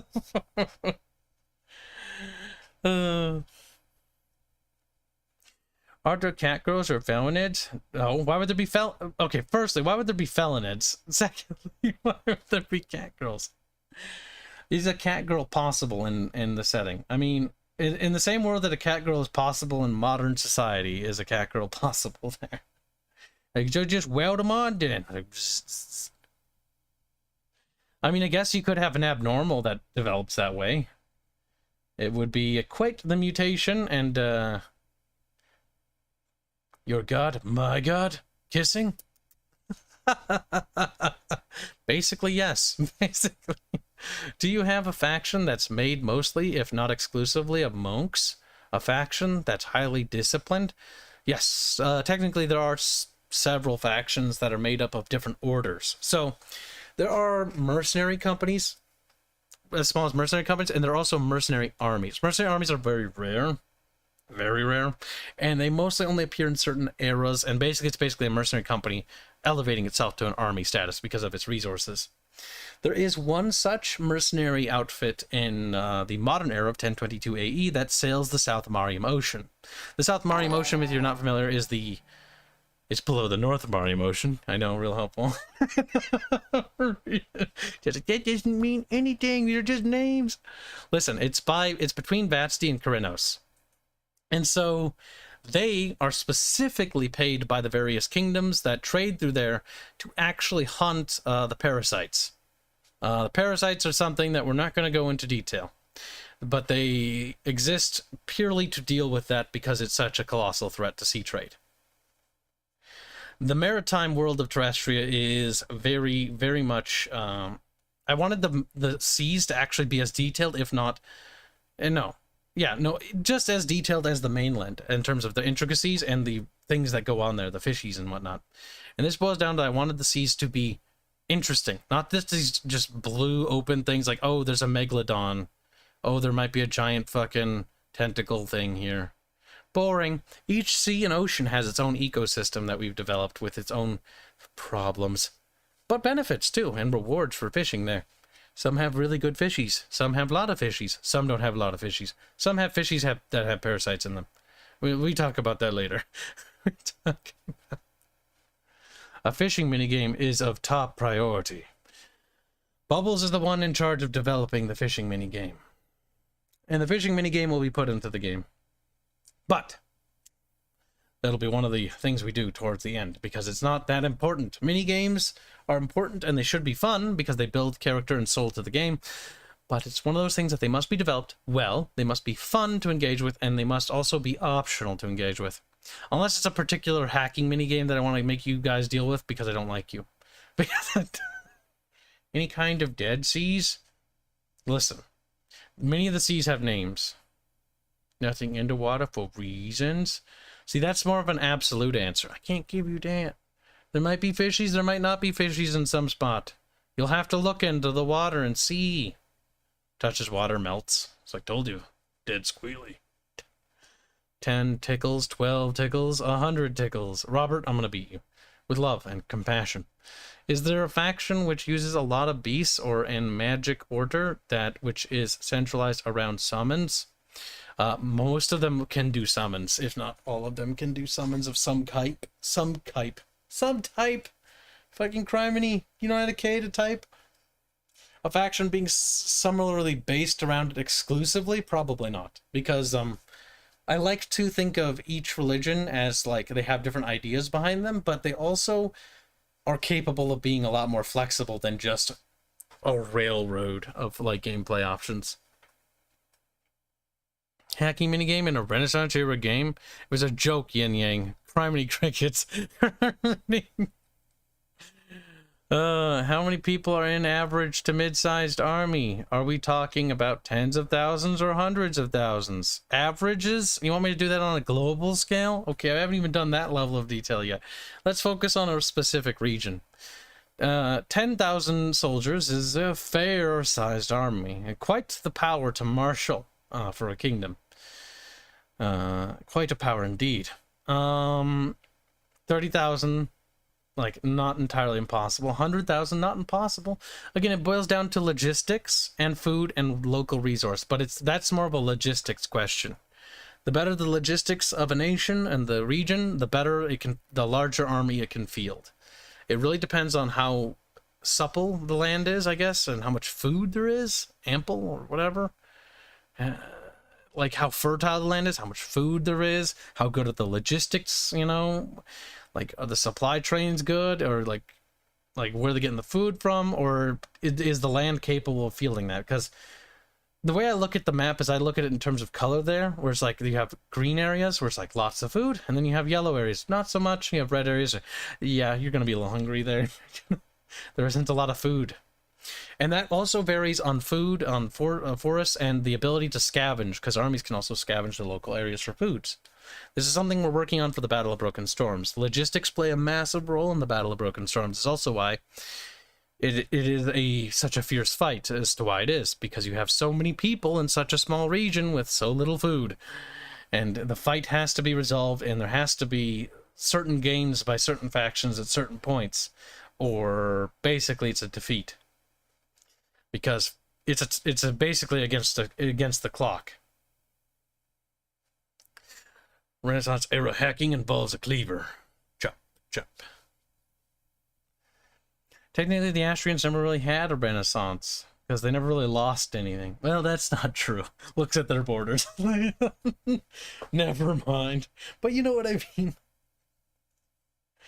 In medieval Europe, small armies were 6,000 to 15,000 dudes. Bigger ones were 20 or over 30,000. Depends on the nation, depends on the region, depends on the food. Because you can't really host an army if you have no tummy or food for the tummies.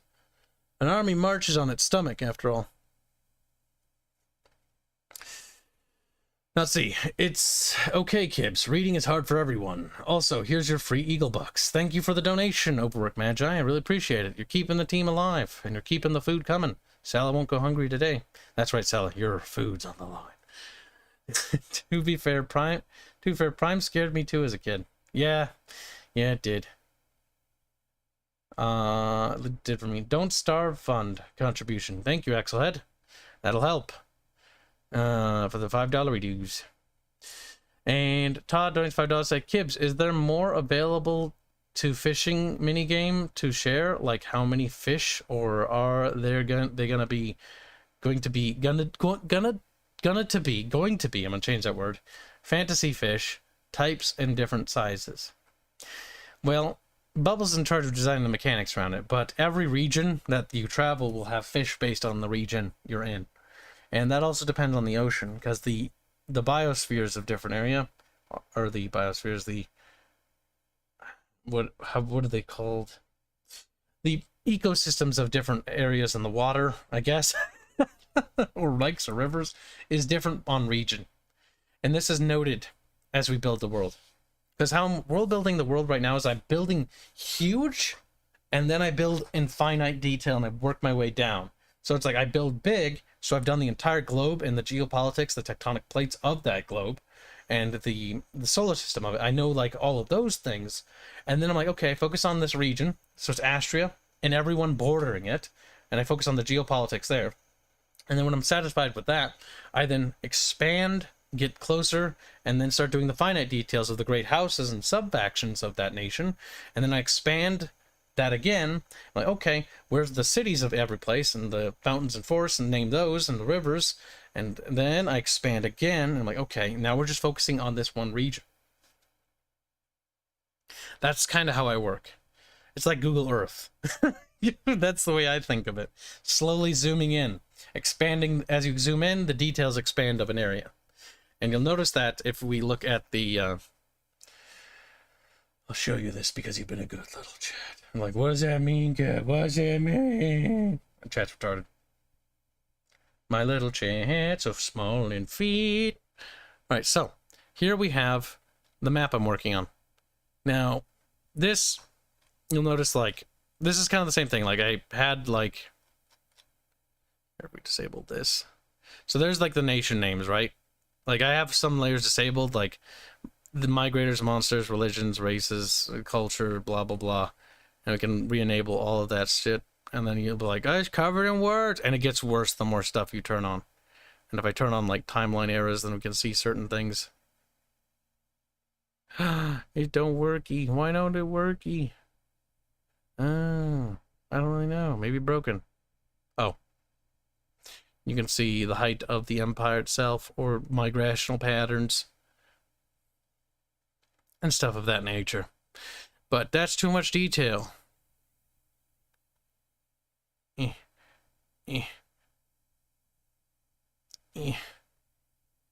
Actually, the religion on.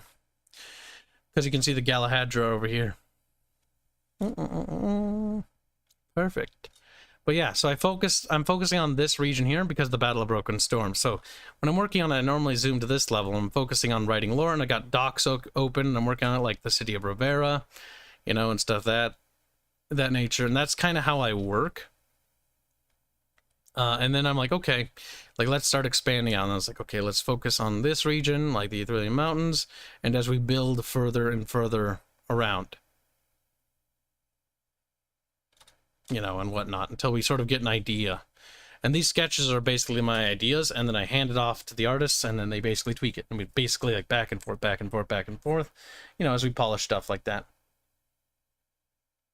Oh yeah, we'll probably release the finalized world map. Like, this is also a work in progress that I'm sketching on top of.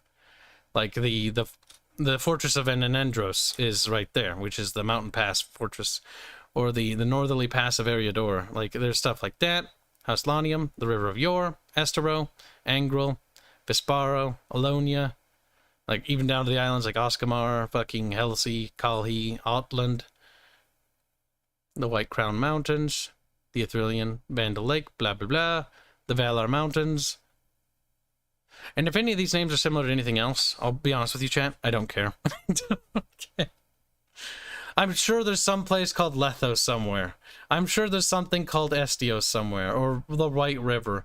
But the reality is, chat, I don't give a shit. Like, if something's called something similar in a different IP, and this is something, actually, a tip I want to give you for when you build your own worlds. It's okay to take names, and as long as they fit in the world you're building, and if it's used in something else, so be it. Every name and every word has often been used already in some fiction or another. Don't worry about that. Write words based on the cultures you're creating rather than anything else. So when I name mountains like Arenasis or Titanos, I named it based on the people that lived there, because it was the people who determined the names of those places more than anything else. Now, the Fallen Kingdoms area and the former Westfold, this area is awful because actually the Emeraldo Mountains have 1, 2, 3, 4, I believe 5 names based on the cultures. The Verti Peaks has 3, if I remember right. The Barator Mountains have 4 names. 4. But I chose to elect to use the names of the people that inhabit that region. Like, these isles here have 3 names. Lanian name, they also have Lanium names, they also have Cardovian names. They also technically for a while had Ulnir names, but that was a long time ago. It doesn't really matter. But yeah, so that's the idea. And then you named the little islands, like knowing, like, that's where House Concordia is, the island of Akia. And then you also have the island of Crete. Or the exiles that live on Nairi. The island of Konos, Palmyr, stuff like that. You learn, chat, you learn. But yeah, generally don't worry about names. Like, this is something that I did initially when I was first starting, and I was like, oh, it sounds similar to that thing. Oh, that's similar to that thing. And you'll be in a constant state of, like, I need to change everything because it's similar. And then you realize, as you grow up and mature as a person too, you'll be like, oh, Who cares? Nobody. What makes the name have value isn't so much the name itself as it is what the name implies and means in that culture and society. Like the city of, or the citadel, the castle of Alonia in the Lake of Estero is unique because it's the castle that House Lonium resides in. It's this beautiful castle that sits in a lake that is very reflective, and it's this very vibrant place. Like, that's what makes it unique.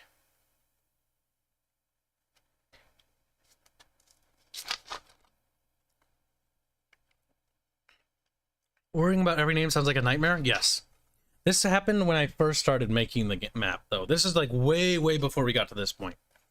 Because the thing is, these details here, this is only the surface. This is only the tip of the iceberg. This is Puria, where the game starts, okay? This is the city of Helios. This is the city of Estios, where the Battle of Broken Storms take place. Legend of Kanar took place here. The video game starts in here, Puria. And all these, like, crazy lore things that we've written about take place in this little fucking region here, chat. It's tiny! Now, to be fair, these are like hundreds of miles. This stick here represents 300 miles. And that's United States miles. You can do the conversion yourself if you want. And so that's the idea. Is like, that's like... yeah, that's quite the distance, especially in ancient times. And so you can see around GW hacks, never relax. Fair enough. Who cares about Warhammer? The thing is, it's okay to be inspired by things, but do something fun with it, interesting with it. You know, like with the Astrians, I was very much inspired by Romans, but as I wrote them, I actually found out I didn't really like writing Romans, and I was kind of bored. I was like, the Romans are kind of like, they're all kind of the same. And that boiled down to, that's not very interesting. And so I actually started to infuse a bit more Greek, and then I was like, that helps. But I'm like, actually, what if I look at the Persians? And the Persians have, like, this massive empire that has all these different, like, subcultures in them that are very distinct. And I was like, that's a lot more cool as an empire, because it makes it feel like it's got gravity. So you've got, you know, the Southern Astrians, you've got the Eldarians, you've got the fucking people of Erebendos, which were formerly the Barakumians. They're more merged culturally, so it's Southern Astrian and Northern Astrian. Then you have, you know, the people of Angrel to the north. You've got the people of Heracli, which are colonists that have been settled there for a while, so it's more Astrian than anything. Another region like Palmyra, which is colonists. Nairi, which is made up of the exiles, which are people from Astria that believed in the old gods, but because of the religious war that happened, I think before the War of the Five Emperors, there was a war between the religions, and that's when they finally were like, nope, get out. Like, we're not going to tolerate you. And they exiled them all to Nairi. Far away, surrounded by enemies, so that way they'd have to be loyal.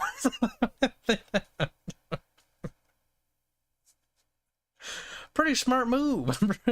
I can appreciate the work and detail by the artists. Oh, the artists do really much. Like, I make like little crowny sketches, and then they take that and they move that to the next level. Each of these houses, like House Vala, House Esticles, House Taurius, House Lonium, they will all have house crests. House Helvist, House Concordia, House Tilius, and House Nataclisius. And then the nation will have its own symbol. And then there'll be the Celestial Order. Then there'll be the Celestial Templar, who have their different sub-orders. You know, it gets very complicated. And that's just for, like, the Astrians. Then there's the Nephiric Horde. We turn on the Migrators, and they're complicated because... okay, so the reason why the Nephiric area is... explaining this is difficult. Because it's so complicated. So, imagine Ruthmir, Tivoni, Aranor, Aethrin, Sullengard, Faranost, Annenvale. These are all unique cultures. Rosalion to the south. These are all unique cultures and peoples with their own history and subcultures. Then if I add this factor, the Migrators, the Fronir, the Boscanar, the Nori, the Rakiri, the Nephir, the Neneri, the Altari. These are migrating tribes on top of those cultures, causing friction, some in less areas than others. But the complications begin to get crazy because you have conflicting religions of different takes of things, and you have, like, the Galahadra, the the Celestial Starborn, which is also occupied. You've got the Elcor of the north, of the Gudikar, that have now shimmied their way to the south. I'm going to probably change the name of Valatubre because I'm beginning to expand their names. They were more Gallic inspired. I think Vernia will stay because they're good chill. Chat. Malure hurts. But you know what I mean. And this is only the tip of the iceberg. Just wait till we get to the cuisine, chat. The cuisine and the music of each society. The art as well. Details. More details.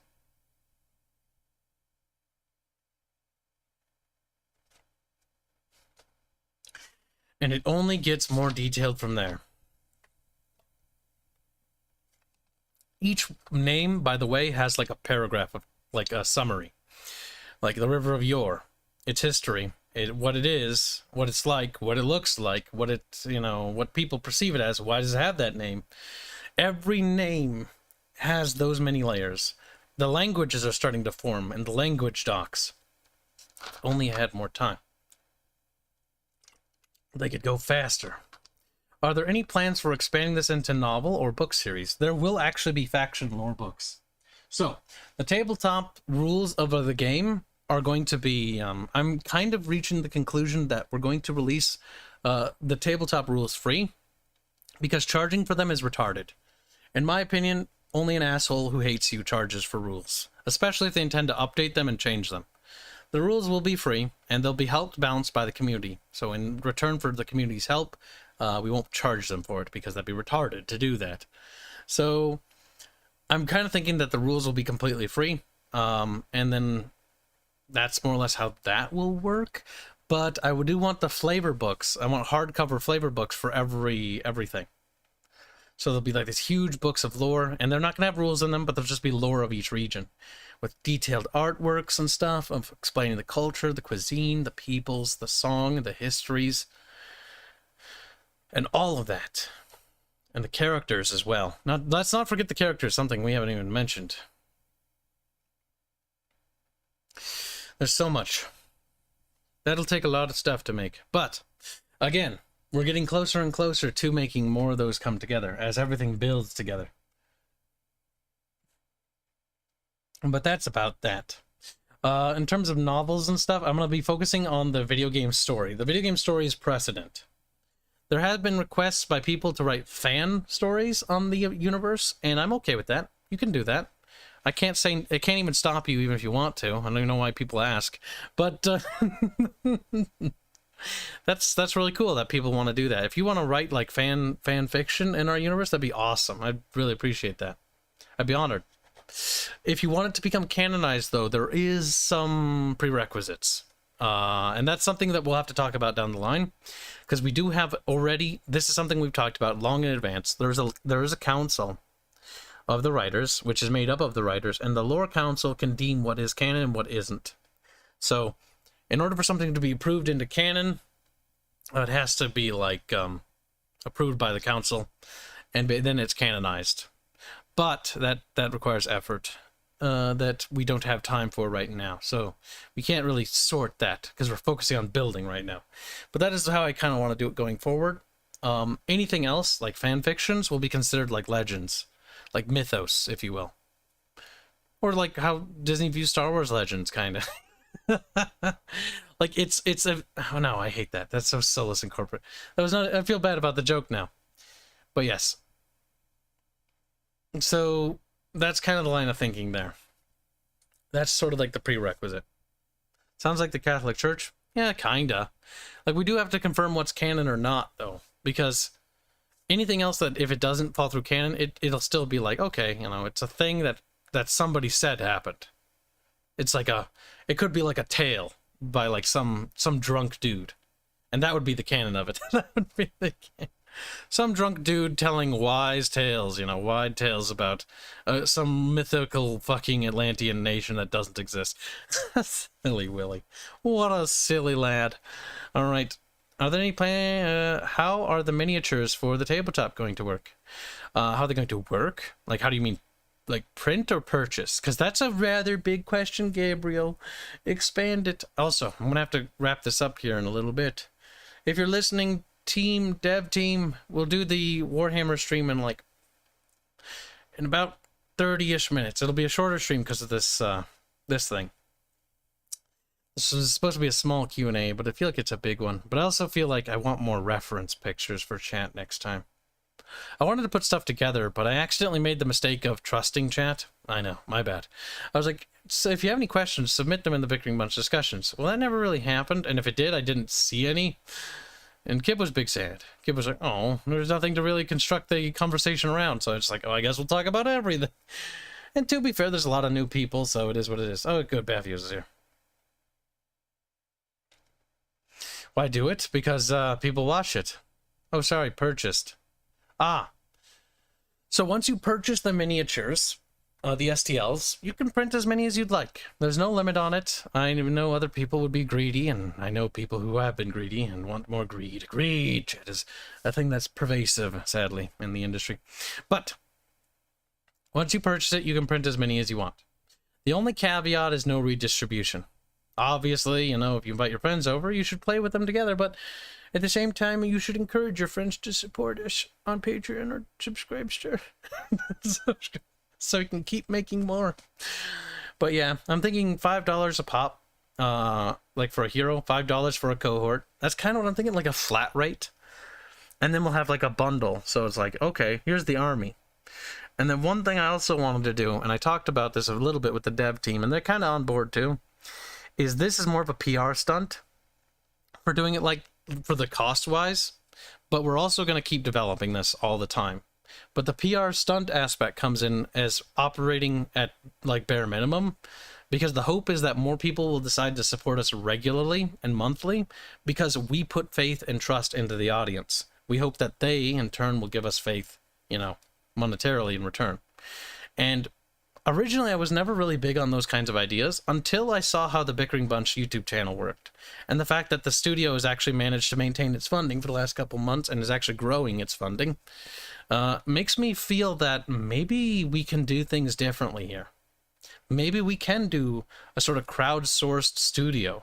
Maybe things won't need to be that expensive because we can make it more approachable and more accessible than ever before because times change. I hate quoting that every time. Oh, I triggered myself. And that's kind of what I'm thinking. But yeah, so you purchase a cohort of Astrian heavy swordsmen. You can print as many as you want. We update those heavy swordsmen with new variations to their poses or updates. Those will be free updates. We update the rules. I'm thinking the rules should be just free in my opinion, because I'm going to ask a lot of you guys, and I'm going to ask you guys to help us make them in terms of balancing them out and stuff like that and seeing what works. And so in return for your help on that, I figured the rules will be free. And for those who actually go above and beyond, we'll have commendations for them. And that commendation will be they'll get a free army or something. So if you help out when it comes to the tabletop stuff, once we get it rolling, and you help out a lot, and we see you helping out a lot, I'll have the... you'll probably get like some free stuff or some goodies or something in return for your help, as well as the rules being free. But I think the rules should be free. I think the rules should be free, period. I think charging for the rules is absurd. But maybe that's just Kibs' perspective. Kibs' perspective has changed drastically thanks to you guys. Like, the crowdsourced model seems so viable. It seems so... it's honest. Like, you can just talk to them and you can tell the audience what it is you're doing, how you intend to go about it. They can tell you their thoughts. They can disagree or agree. And maybe they'll have something that'll be inspirational, that'll change your mind on something. But it seems like an honest format, an open format. A format where the creator and the player are able to talk directly to each other and interface directly to each other. And that kind of connection feels so much more genuine, I don't know, than any other method. Like, I do want the forums on the website because then you can communicate with the programmers for the video game and stuff. That'll be super useful for bugs, etc., etc. But I want this level of honesty, this connection with the audience that is true. Excuse me. Do you plan on releasing a version of the game for the patron guys, or will I need to buy it separately? If you've donated on Patreon and it reaches the amount, whatever the game's going to be charged at, like 20 or 30 bucks or whatever, which honestly, my opinion is, like, if you've heard my opinion, I've always believed that a game should not exceed $40 if they're being sold digitally, because I think that's just any bit more. It's just a little bit on the greedy side. But, I always thought game prices should be going down, honestly, because production of those games gets cheaper. But whatever. That's another fucking can of worms for another day. No. If you've donated for the money, or no, yes, fucking retarded Kip.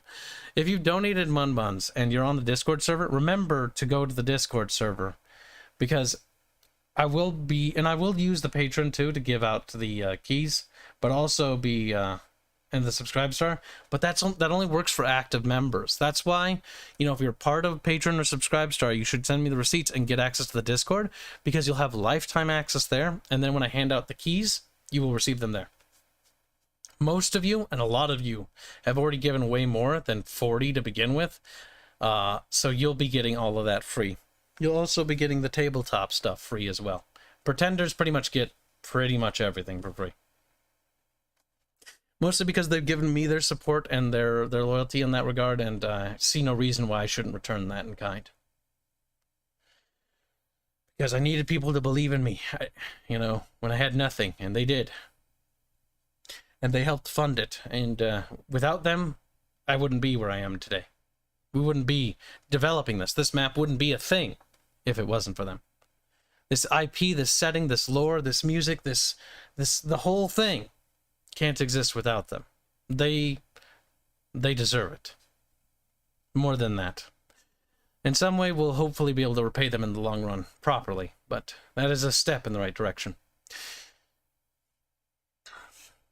Give that man a cookie, says Robert.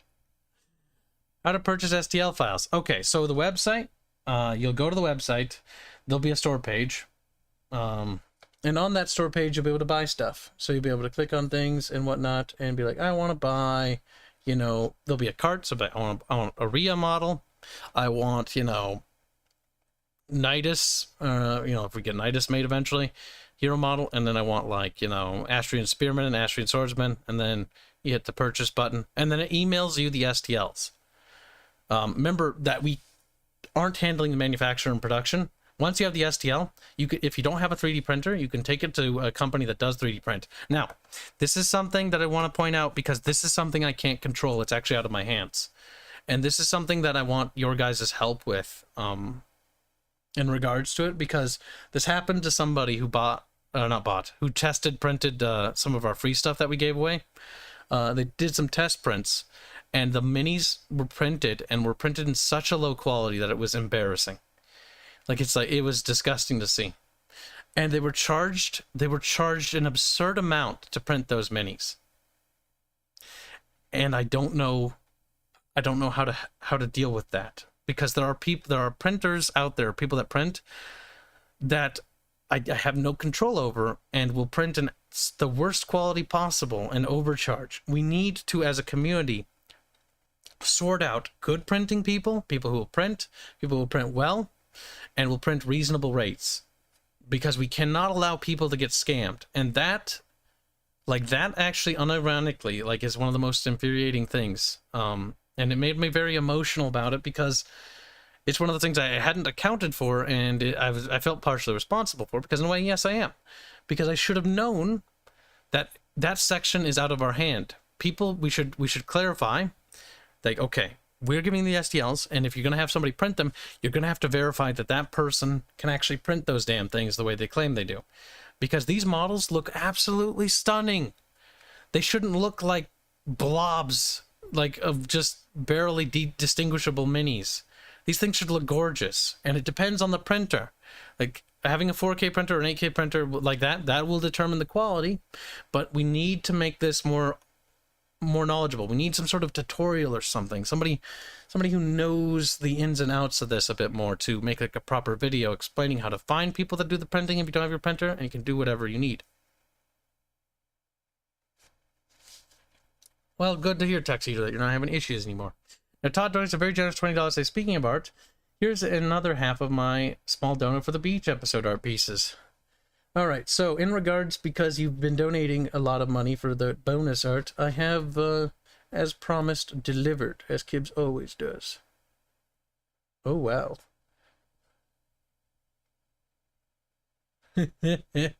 Sala, man, you're a boss. He's working on something, and it looks pretty good. Also, this is a cute fan art that Show made. I absolutely adore Show's art. She's one of the newest members of our team. She's our little Vietnamese artist, and she wanted to watch... Oh god, no, let's not get distracted here. Kibs, fucking focus. There's so many little things I want to talk about. Oh no, what was I talking about, chat? I've absolutely fucking brained it. This is why I need my little Hanse here to keep me on topic, or my little fear beer. Killsroth says, dude, seriously? That's awesome. I'm glad to support you, or support this. My eyes don't work. I gotta put on my glasses. Kibs' body is slowly failing. Okay, glasses are on. They need to be cleaned. Everything's foggy. Give the... awesome. I'm glad to support this. You good if we take pics and battle reports and post them on Discord when the tabletop comes out? Why would I not be okay with that? That'd be retarded. If you guys want to make battle reports or do campaigns or whatever, or make fan-made content, go ahead. You have our blessing. If you want to sell them, though, you should contact me so we can get it properly set up. I'm not opposed to fan artists and fan content creators actually creating fan works, but we got to have some sort of legal agreement. Otherwise, I risk devaluing my IP by simply allowing everybody to make stuff out of it that means anybody can. And I do want to gatekeep it a little bit. So if you want to make fan-related content, you should contact me if you want to charge for it. Because I'm actually okay with fan-related content being charged for, as long as we get a little royalty for all the work we made. Like, you know, I don't know, 10, 15% or something. Then I can put that back into the studio. Something like that. I think that's fair. I think that's reasonable. After all, we're laying the groundwork, and then, you know, we should get a little rub back. That way I can invest more into building more stuff. Rubs fingers together greedily. The website. What is the website to find the STL? I can't show you that. Otherwise you'll type it into Google. Actually, I guarantee you could probably Google it, but I don't think you'll get access to it. Battle damage. I'm going to take a snippy clippy so you can see what the website looks like, kinda. Snippy clippy. Snippy clippy. Snippy clippy.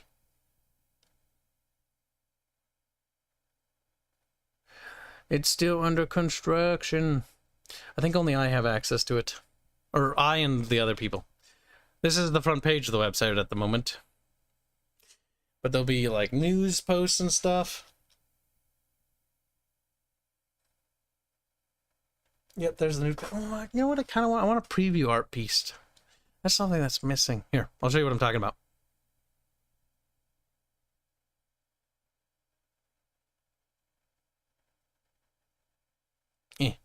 So here we can see, like, there's a post. If you scroll down, you'll see it further. 5 emperors, blah, blah, blah, blah, blah, blah, blah, blah, blah, blah, blah, blah, and a bunch of text. That's kind of what I'm thinking. Oh, it's not ready. It's not, well, we could hit the publish button yet, but there are some finite details I want finished before we do that. I also would, now that I know Baffios and Kel are working on that little mini rotator thing, I kind of want to wait till that's done too, because that'll look really nice. Plus, I do think that people should be able to preview the minis properly.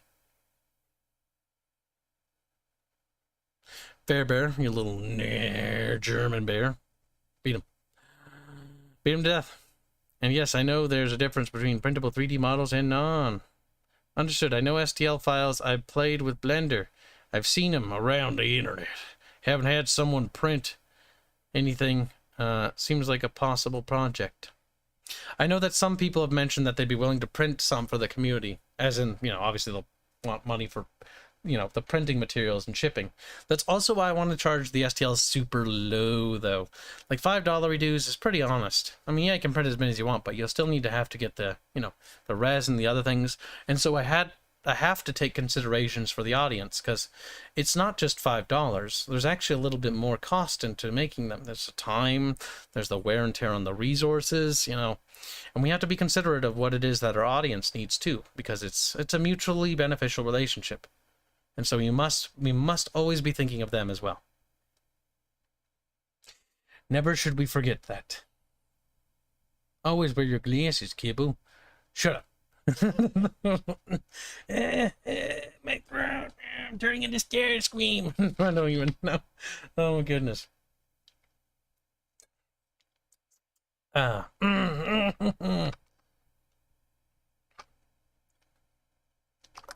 Yes. Okay, so Fairman trying to herd the chatfish. I know. Giggles is allegedly making fan out of that. So part of our developer stuff is I've been trying to bring the development team closer into the Bickering bunch, which was the original plan from the beginning, since 2010. And so little show has actually been a pretty good element of the team, because Indio's opening up more, which is good. I like how Aerith is next to a plan. Oh, he's planning and scheming. Uh-oh, I think show has me pegged.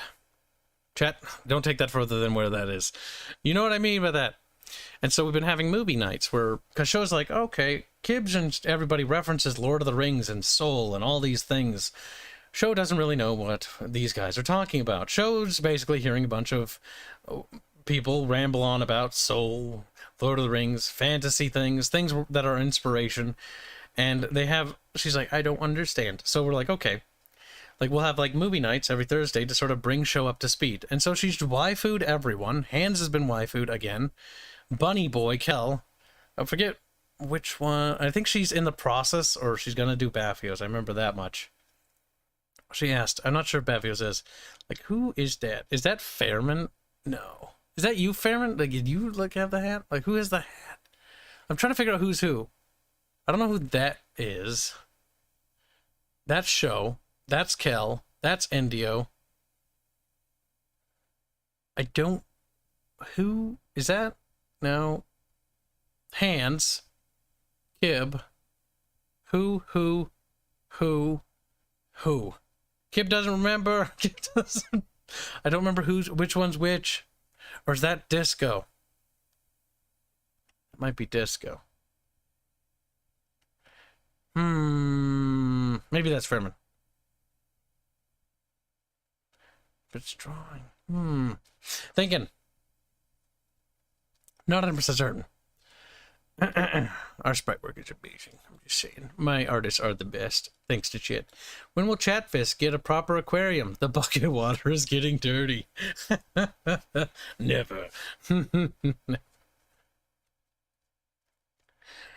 When we get a bigger budget, how about that? They are all bubbles. They are all bubbles. Oh my goodness. Battle damage studios dot potato. There you go. It's not dot potato, Kib. Chat's pretty sure of it. So, are you really though, chat? Do you really know anything? DMs.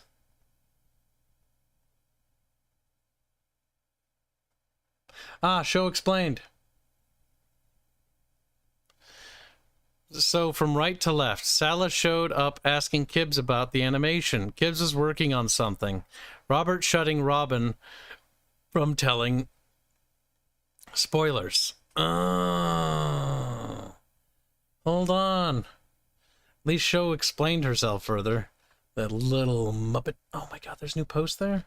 No, I tricked myself by posting in that room myself. No. I was like, oh my god, guys, we got a new art piece. And then I was the one who typed that. I got myself excited. Contextual. Where was this picture again? I don't remember. I closed it, Chad. I forgot. Oh, I think I found it. There we go. Okay. So let's put this lore to the rest. Test. whatever. Sala. So from right to left. Sala. Okay, that's Sala? Oh my god, I didn't even know. Sala's got like a retarded thing on his head. Is that his cat? And there's Kibs. Robert. Shutting Robin. Oh yeah, Robin. Robert. Kel. Shows in the middle. Indio. Hanse. Baffios. Yep, because we were working on stuff. So we have movie nights in the dev server. Or movie nights. A movie night for her. It's movie morning for Kibs. She lives on the other side of the planet, okay? And so it's nice because it's good team bonding exercise, but we're all muted and chat to VC and we're all working on stuff. So I'm working with Sala on like art and stuff because he's talking about animations for the different characters and we're trying to get that set up. I'm normally working on lore in the background, but it's actually a good team bonding exercise because everyone's starting to show up in the dev server more. People that were originally shy about talking have begun to use their voice more. Looking at you, Show, looking at you, Indio. They were self-conscious about their voices. But through these team bonding exercises, people have begun to open up more and become more, chatty, which is good. People are communicating more, and there's actually this genuine team bonding function happening here. This is very good. We need these people to be bound closely together because this team is in for the long haul. This is, if things go my way, I'm going to make sure that all these people get full-time jobs if things go my way. And this is going to be our team going forward. From now until Kibs dies, basically. I'm very, very happy. Basically, the way I view it, chat, is they're kind of like... This is probably going to sound stupid, but I like to think of them as family. And that's kind of why I care a lot about them and whatnot. It's because they're... Like, yeah, they're part of the team, but like they're more than that. They all mean more than that to me. And I kind of want to do everything it takes to hold that together. That's why I stream as much as I do, because I want to make sure we get the revenue we need to hold it together. Because my fear is that if we don't make it, you know, that family we built, well, you know, it'll break apart. And so that's something I just don't want to happen. Idealistically, and perhaps selfishly, I would like it to be permanent, if that makes sense. Yeah. But yeah, that's the thought behind that anyways. The idea that no one gets left behind. That's a principle and a core tenet of BDS and has been for pretty much the beginning. No one gets left behind. Might not be the best business policy, but I think we have at least one luxury allotted to us.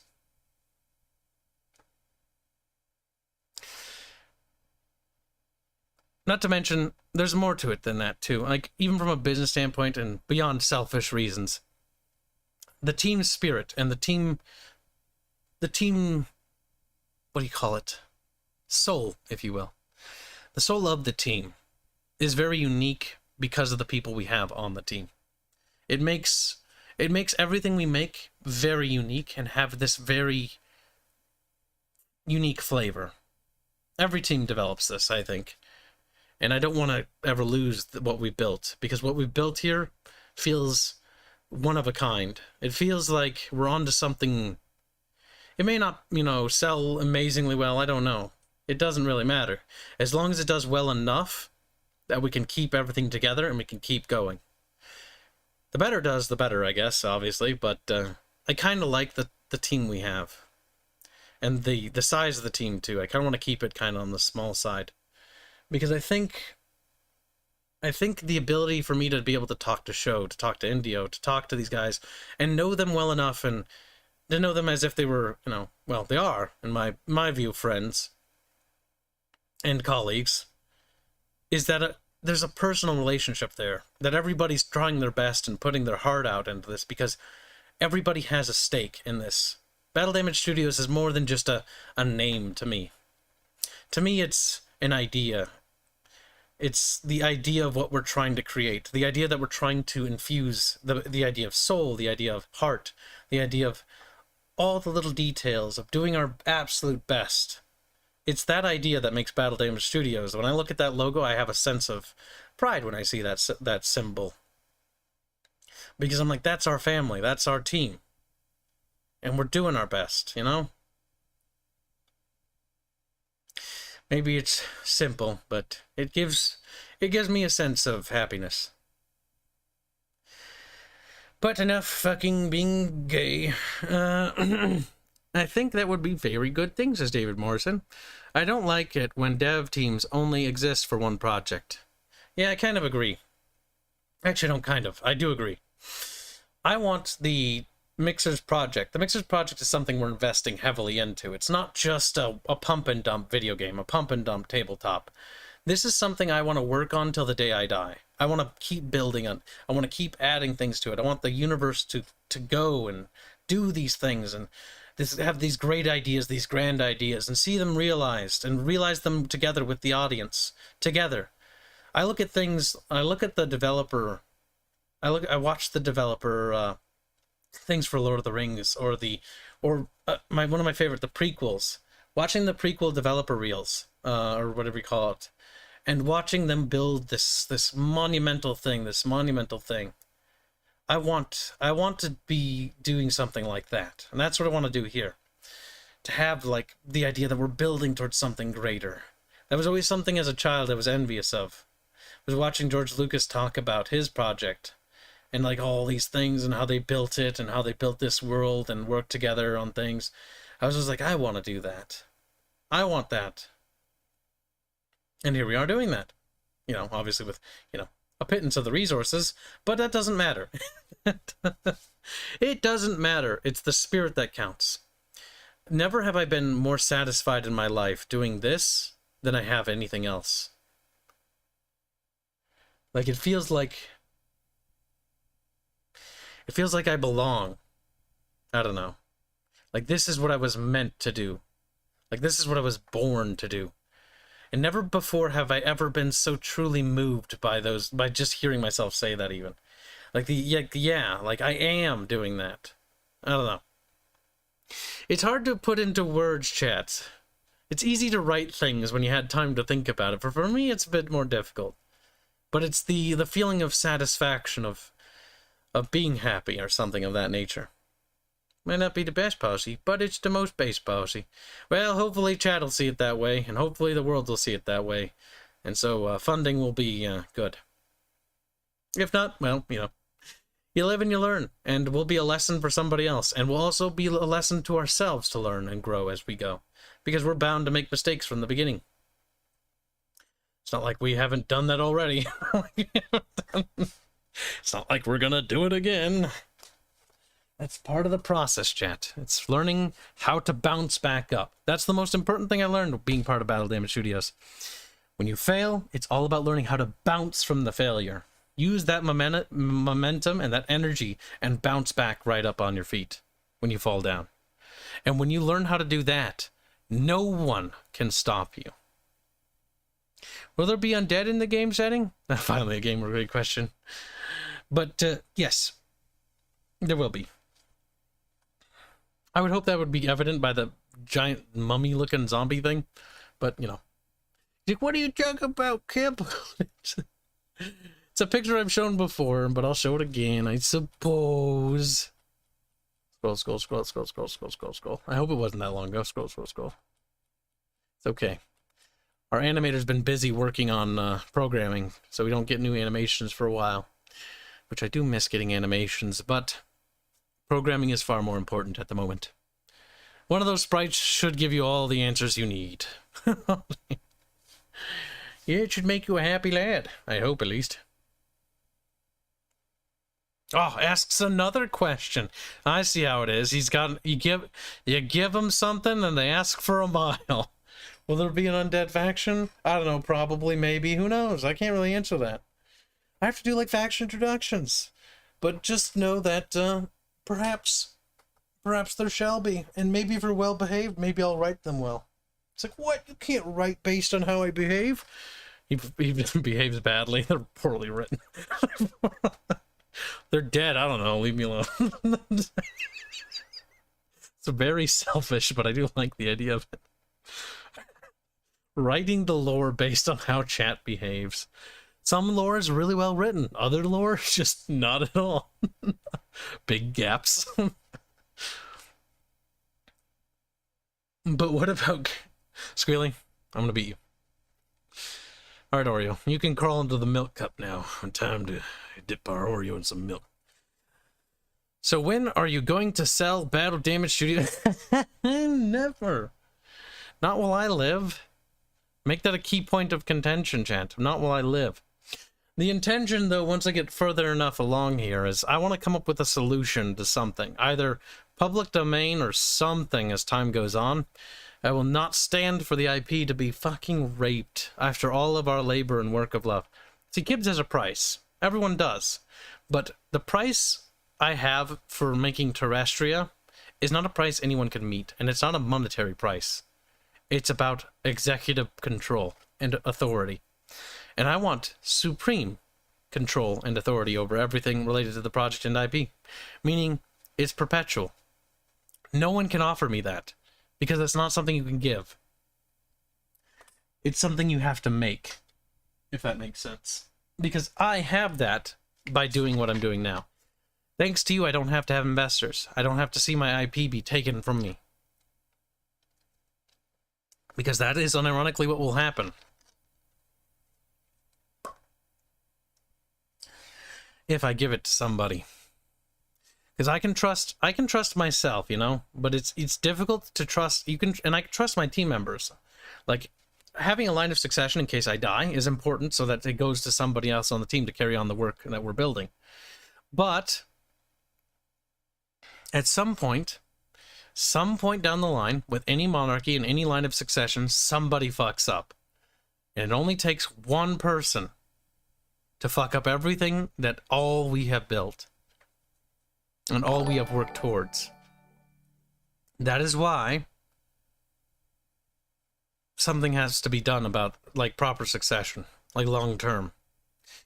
And I'm at a point now where it's like either some sort of lore council thing, and dictating it and breaking it up that way, or more realistically, not trusting people in the long run, because somebody somewhere down the line is going to fuck up.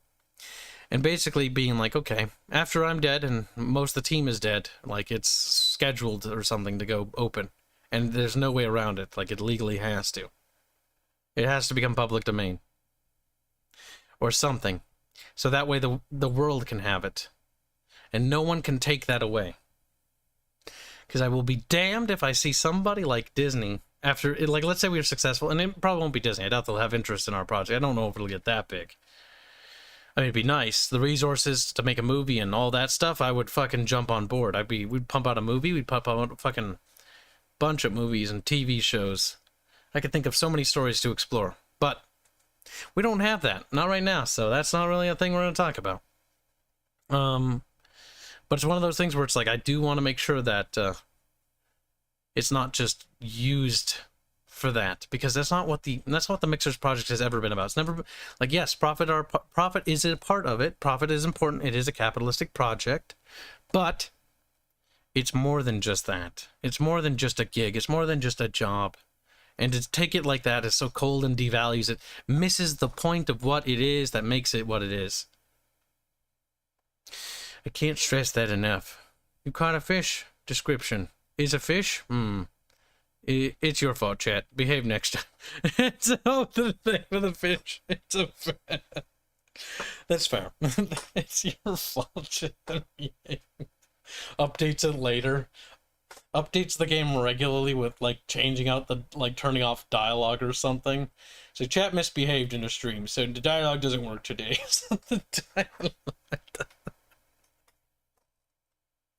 That's so petty. It's kind of funny. Public domain does sound like the best realistic ending. Yes, I kind of agree.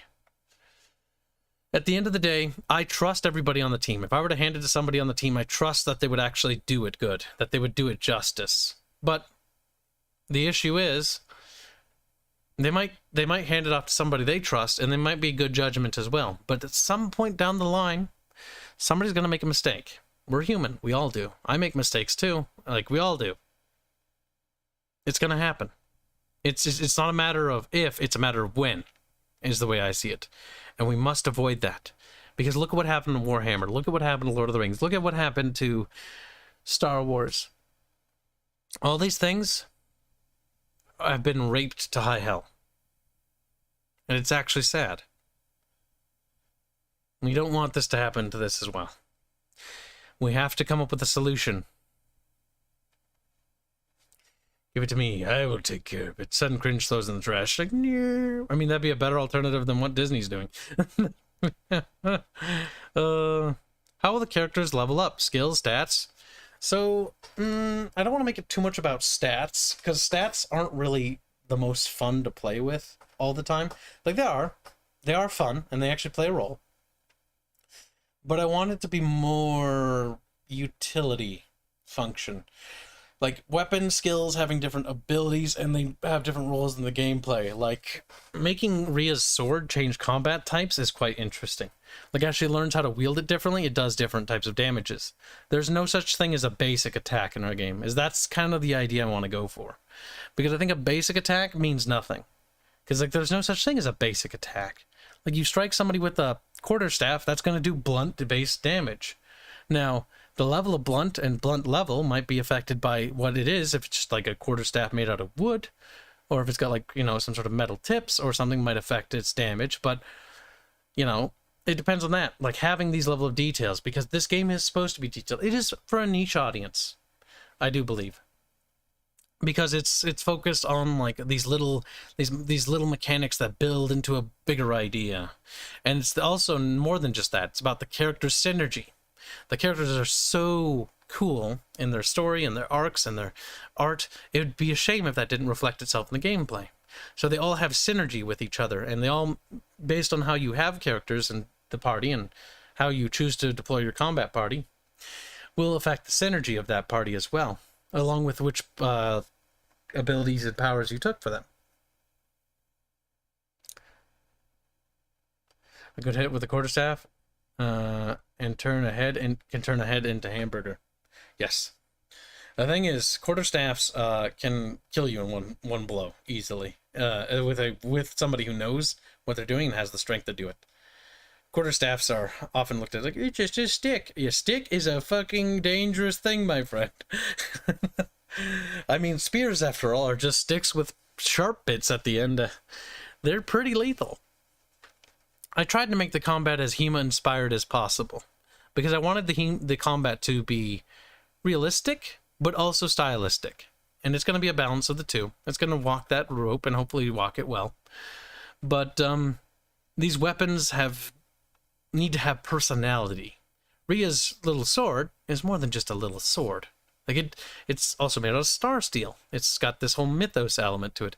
It's got these other abilities that help make it unique. It's more than just that. Aya's seer staff is more than just a little fucking bonk stick. Though, you bonk somebody with that thing and it's gonna hurt like a son of a bitch. I do like one of her fucking dialogue lines for combat, you'll see. Nezra has quite a few. Nezra has more dialogue lines ready to rock and roll than the others at the moment. Nezra's the girl with the crossbow. She's ready to rock and roll. Big stick energy. I feel like we're quoting a certain little Australian lad. It was quite adorable. Needs little head pats. There's a reason that HEMA does not practice quarterstaffs much, because it is simply too hard to make that weapon safe to spar with. In the case of Selenar there, it's not meant to be safe. It's meant to be deadly. And that's also why you see a lot of the characters with varying weapons. It's because they're all very different in their playstyles. I'm hoping that it'll be quite fun to play. Obviously, I can't really say if it's quite fun to play because the combat prototype is not fully ready, and playing it now is more like making me watch paint dry, because there's no art for anything, and it's all just like, look at the combat box. And then, to be fair, the damage log tells you a great deal about what's happening, but at the same time, it's very simple right now. Not a lot of the equipment hasn't been properly put in there. Not the abilities haven't been properly implemented. They need to be implemented, and then the real flavor comes out, and then the art, the sound, and all of it meshes together to build something greater. But this is only the first part of a second Q&A, because we're going to need a second one. This one didn't quite answer everyone's questions. I believe we did miss some. I'll answer what I see there. Quarterstaff. Oh, okay, that's not a question. Question earlier. You mentioned your choices will affect character developing.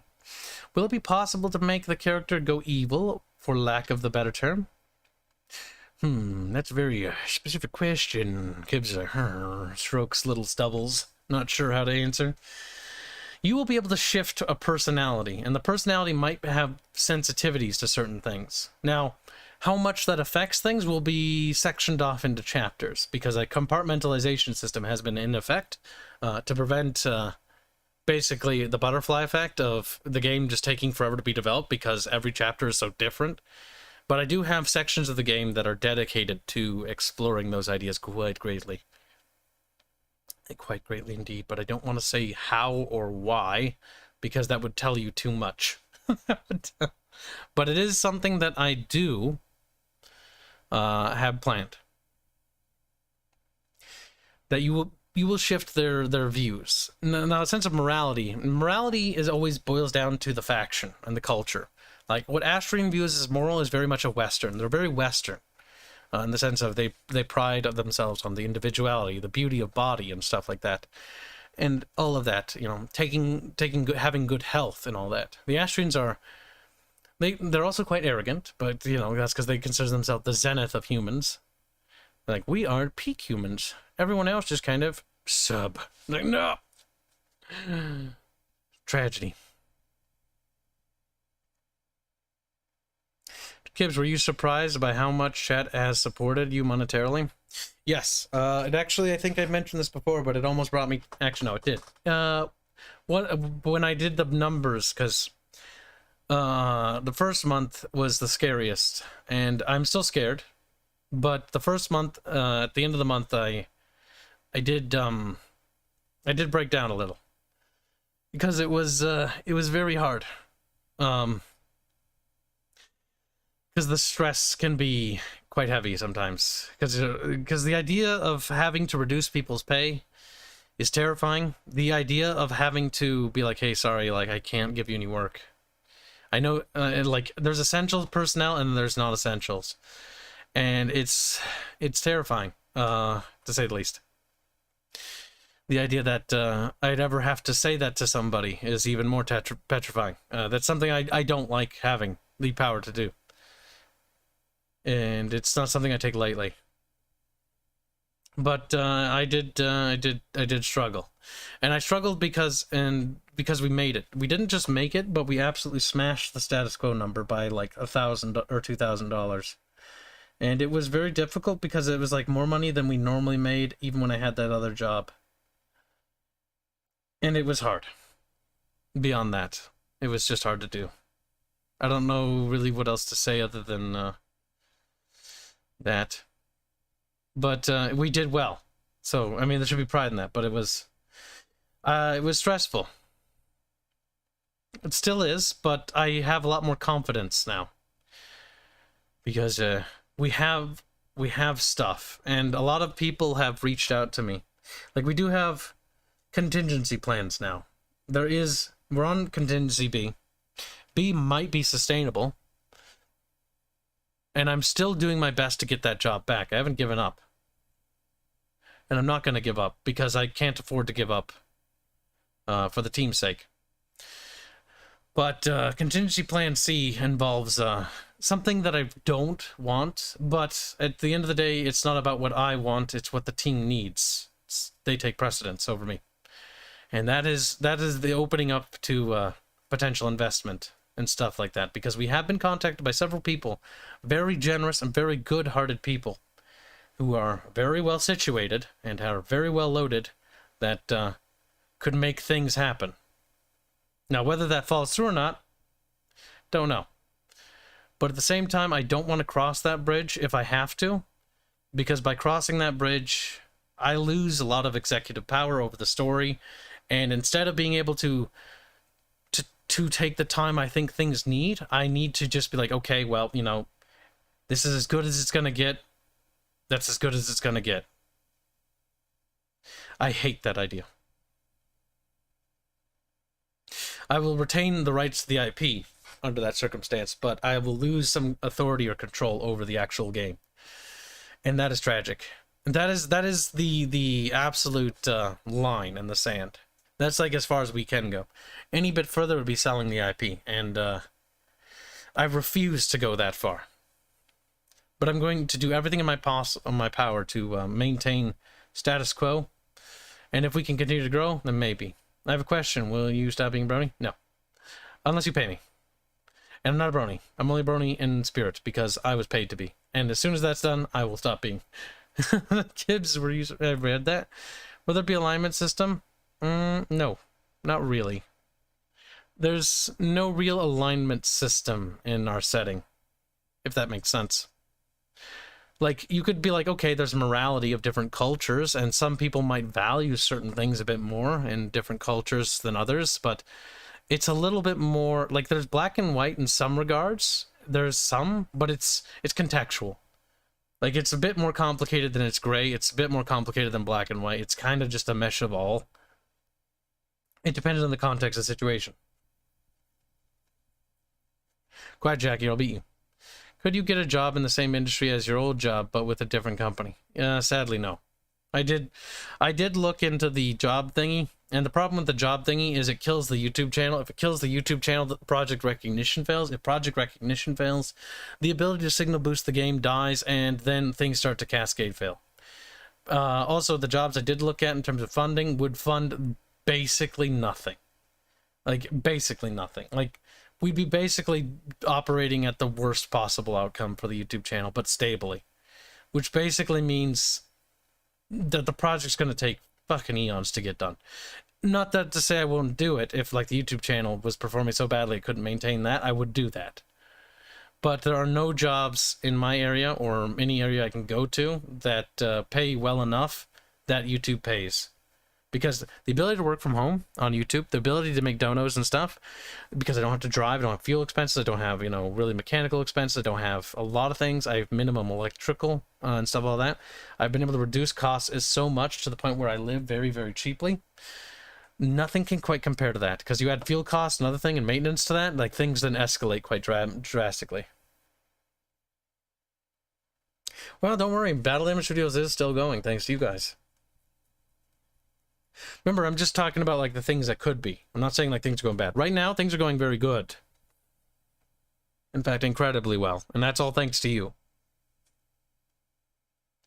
And even if you don't have months of support, don't feel bad. Don't even push yourself to donate, by the way. This is something I need to stress real quickly before we wrap this up.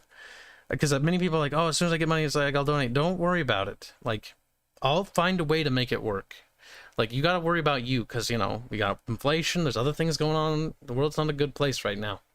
And I don't want our community to suffer because they're, you know, they're going out of their way to throw away their money on something that, you know, we're working on that's not really going to profit you. Like, you'll profit in the sense of you'll get entertainment, but, you know, make sure that you guys are looking after yourself too. And that's a concern I've always had. And that's a concern I will still have going forward because some people make me a little worried with what some things they say, but you know, it's okay to, like, it's okay as long as you, like, if you watch our content, that's more than enough. Like, honestly, you honor us by doing that. You honor us by leaving comments, you honor us by liking, you honor us by doing all that stuff, because while that sure doesn't equate to much, it does do something, and that should be noted because that is supporting. Support can come in many shapes and sizes, and none should be dismissed for anything. But yeah, that kind of wraps up that. I just want to make sure that we got that out of the whoop, so you know, don't worry about it. Kibs will find a way to make it work. Or die trying. You have to do it, Kibs. Go rob a bank for the game. No. Did you find it hard to find names for your universe and not hitting any copyrights? No. I didn't really. because okay, so when it comes to copyright, you have to worry about the game's name or the product or IP's name, and that's kind of it. You know that, right? Like, you don't really need to worry about like factions and stuff too much unless you start merchandising them as like, this is just a Astrian soldier, and it's like, okay, now I need to go look up and see if there's anything like that. Like, at the end of the day, like, IP is part of an umbrella. As long as it can distinguish itself like in a court of law as being a separate entity, it's a unique entity, it's not competing with the other entity, it offers its own thing, you know, it's fine. When I look at Terrestria and I looked at what other Terrestria stuff existed, I was like, ours is completely different and doesn't do anything like anything else. We are unique.